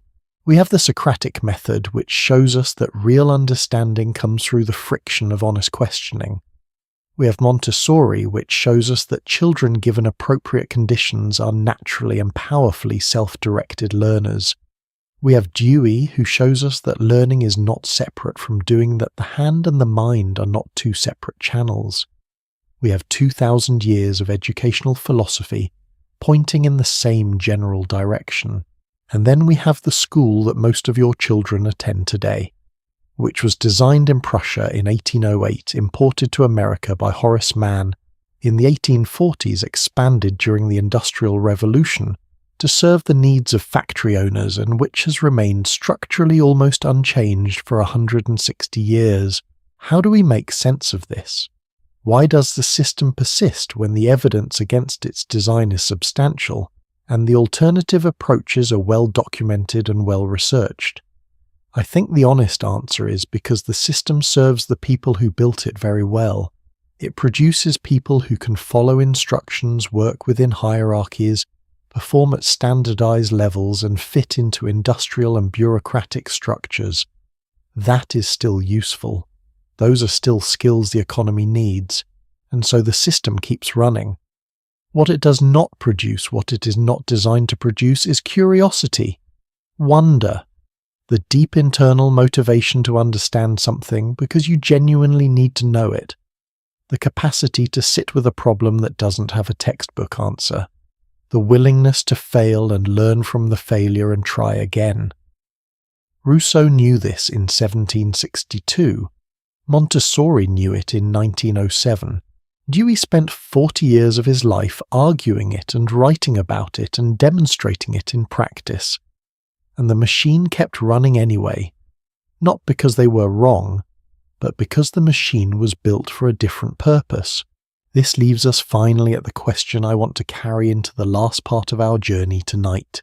If everything we know about how human beings actually learn the songlines, the Athenian agoge at its best, the apprenticeships of medieval Florence, the Socratic dialogue, the monastery's deep immersion, Montessori's prepared environment, Dewey's learning by doing, if all of that knowledge points in the same direction toward education that is relational, embody curiosity-driven and tied to something that actually matters to the learner, then where does that leave us? What do we do with 200 years of a system built on different principles? And here is the question that I want to end with tonight before we arrive at our final chapter. Is it possible that the answer to this question is not a revolution, but a remembering? That what we need to do is not invent something new, but go back. Not back to the Prussian factory, certainly, but back further, to the fire, to the question, to the relationship between the person who knows and the person who wants to know, and the deep, ancient, profoundly human joy of the transmission between them. What would it look like to build an education system around that? We're almost there. We're almost at the end of our journey, and this last chapter, I think, is the one that will stay with you.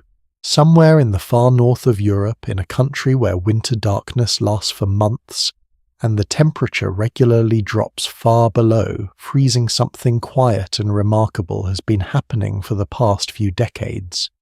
Finnish children don't start school until age 7. Not 5.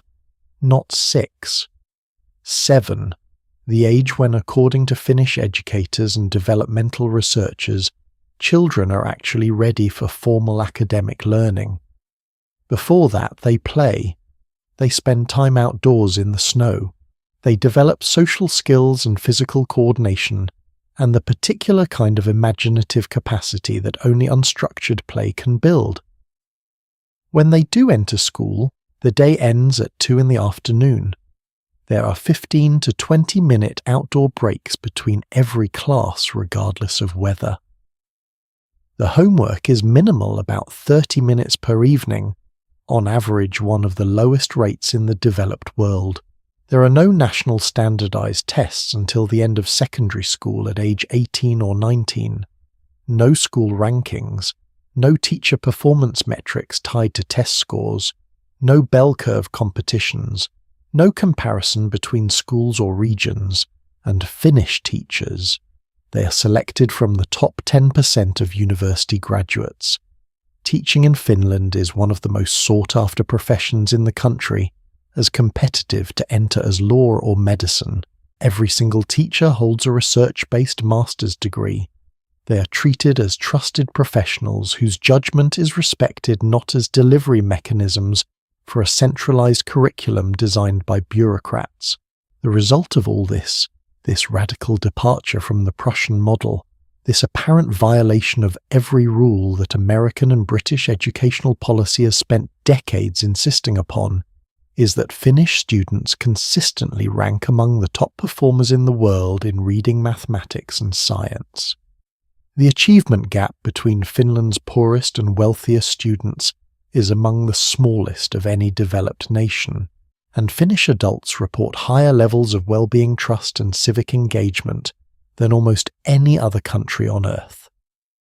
A journalist from the Smithsonian magazine spent time in Finnish schools several years ago and wrote a sentence that I haven't been able to forget. A Finnish principal looking at the American obsession with data and testing and measurement said this: "If you only measure the statistics, you miss the human aspect." If you only measure the statistics, you miss the human aspect. I think that is one of the truest things anyone has ever said about education. We've travelled a long way tonight. A very long way. We started 50,000 years ago around a fire on the African savannah, where knowledge lived in song and story, and the patient instruction of one generation by the next. We watched the Polynesian navigators memorize the stars and the waves of the Pacific so completely that they could find a single island 2,000 miles away without a compass or a chart. We saw Aboriginal Australians build a memory system so durable it preserved an accurate record of a volcanic eruption for 10,000 years. We walked into the world's first classroom in ancient Mesopotamia, a clay tablet house in Nipper, where small hands pressed a reed into wet clay and left fingerprints that survived 4,000 years. We saw the scribal schools of Egypt, where a tiny elite controlled knowledge as deliberately as they controlled the Nile. We watched Socrates walk through the agora of Athens, making generals and politicians and poets uncomfortable by asking them to explain themselves, and we watched Athens kill him for it.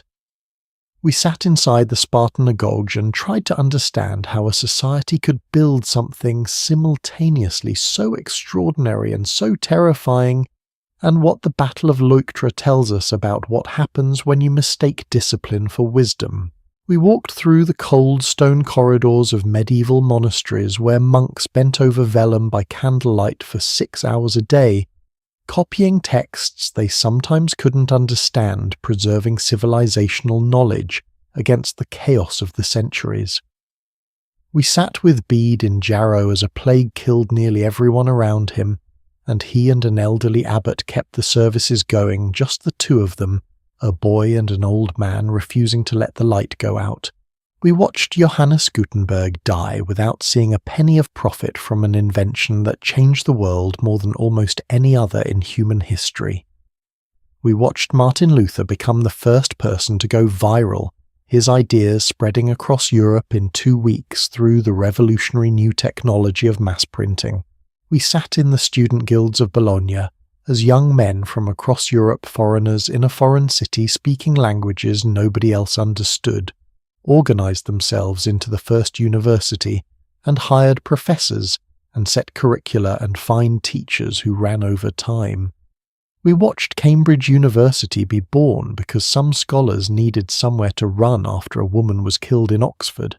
We watched Fichte stand in an occupied city and write with alarming honesty that the purpose of the new education was to destroy the freedom of the human will.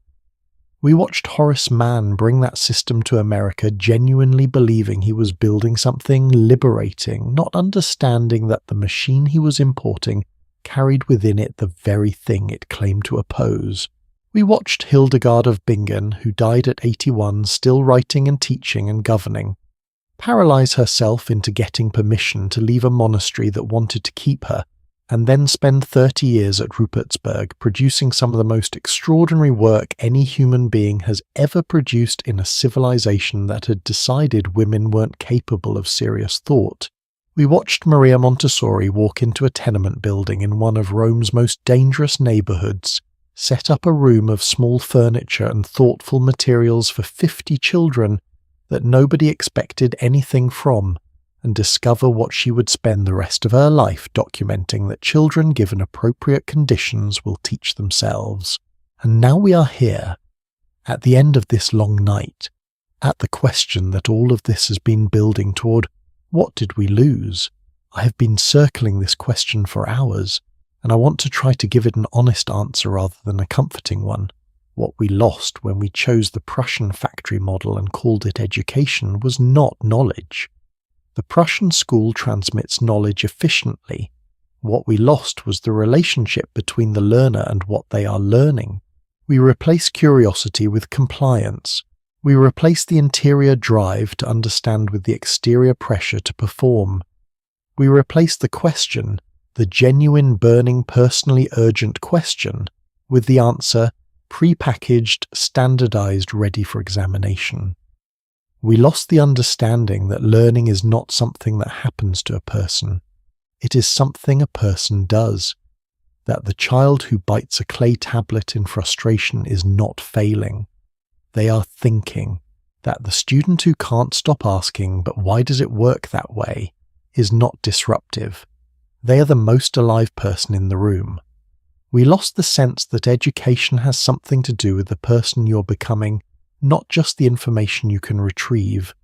That Socrates understood this, that Bede understood this in his simple sentence: "My chief delight has always been in study, teaching and writing," not my chief achievement. my chief delight, the joy of it. The pure, uncomplicated joy of a human mind encountering something it didn't understand and working its way through until it did.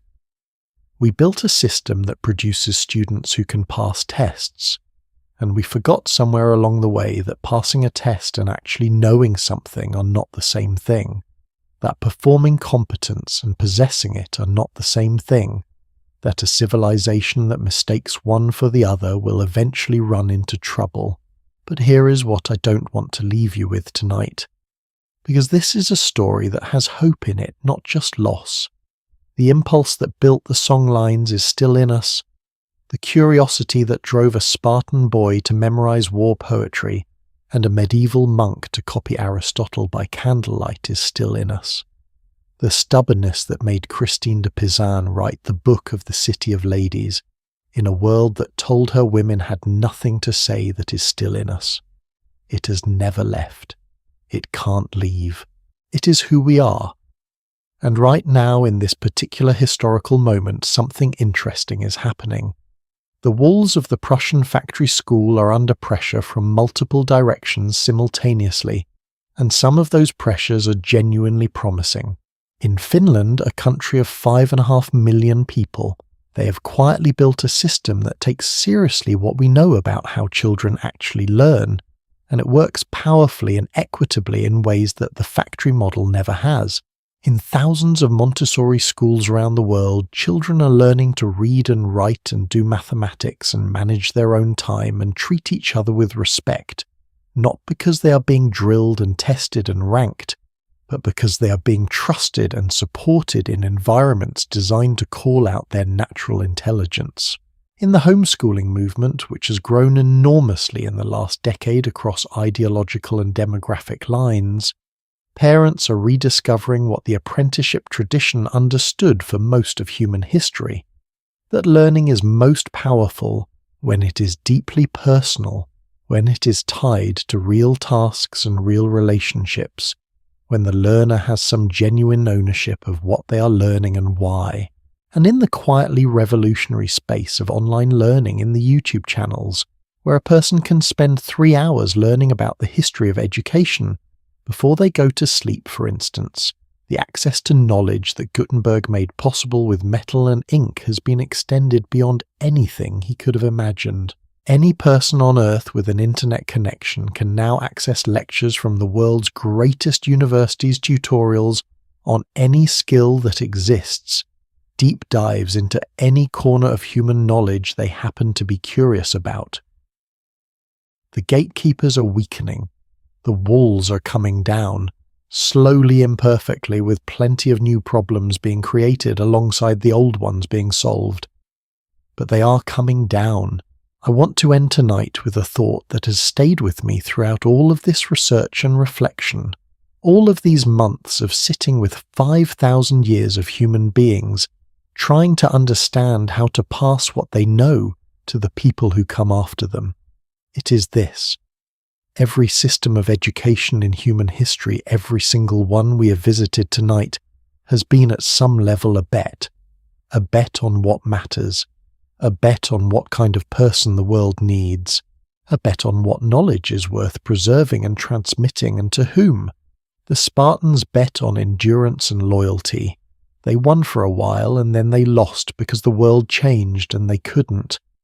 The Prussians bet on obedience and uniformity. They got what they wanted for a while, and it kept running long after the world it was built for had disappeared. The great monks of Northumbria and Ireland bet on patience and beauty, that the time spent copying a manuscript, illuminating it with gold leaf and intricate patterns of interwoven animals and vines, was not wasted time. That preserving something beautiful was worth doing, even if nobody was certain anyone would ever read it. They were right. Montessori bet on the child, on the innate intelligence and the natural drive toward understanding that every human being is born with.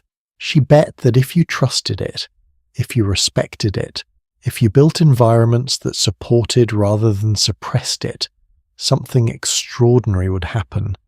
She was right too, and Socrates who refused to write anything down, who refused to call himself a teacher, who walked through a marketplace asking uncomfortable questions of people who would rather not be questioned, who drank hemlock rather than stop Socrates' bet on the conversation. On the moment when two people are sitting together and one of them says something and the other one thinks about it and says something back, and neither of them is quite sure where the conversation is going, and that uncertainty is not a problem to be solved, but a space to be inhabited. And what comes out of that space is understanding that neither of them could have reached alone. He was right. He has always been right. And the conversation he started has never ended. It is still going right now. It is in a very real sense what we have been doing tonight. You are still here. It is late, much later than it was when we started, and you are still here, still listening, still thinking. And I want to say something to you directly before we part. Thank you. Not just for watching, though I am grateful for that, but for the thing that your being here represents. For the fact that you chose on a night when you could have done almost anything else to spend time with the history, with questions that don't have easy answers, with the long, complicated, sometimes painful story of human beings trying to figure out how to carry what they know across the darkness of time and give it to someone who comes after them. That impulse, the impulse you just acted on, is the oldest thing in us. It is older than writing, older than schools, older than anything we have discussed tonight. It is the thing that sat around a fire 50,000 years ago and said, "Listen. I have something to tell you. It matters. Stay close." That impulse is education. Not the building, not the test, not the curriculum written by a committee in a government office. The impulse to understand and to share what you understand, and to trust that the person you are sharing it with will carry it forward into places you will never see. We have been doing this for as long as we've been human. We'll keep doing it long after every institution we've built has been forgotten. The story of human learning is not finished. It has never been finished. Every generation inherits a mess and a gift, the accumulated mistakes and the accumulated wisdom of every generation that came before, and has to figure out what to do with both. You are part of that story. The knowledge you carry, the questions you ask, the conversations you're willing to have, these are not private possessions. They are part of a chain that stretches back to the first fire and forward to whatever comes after us. Keep the chain intact, keep asking the questions, and on a night when you're not sure what to do with all of it, come back. There will be another story waiting. Another long journey through the part of human experience that most people walk past without stopping to look. I'll see you there.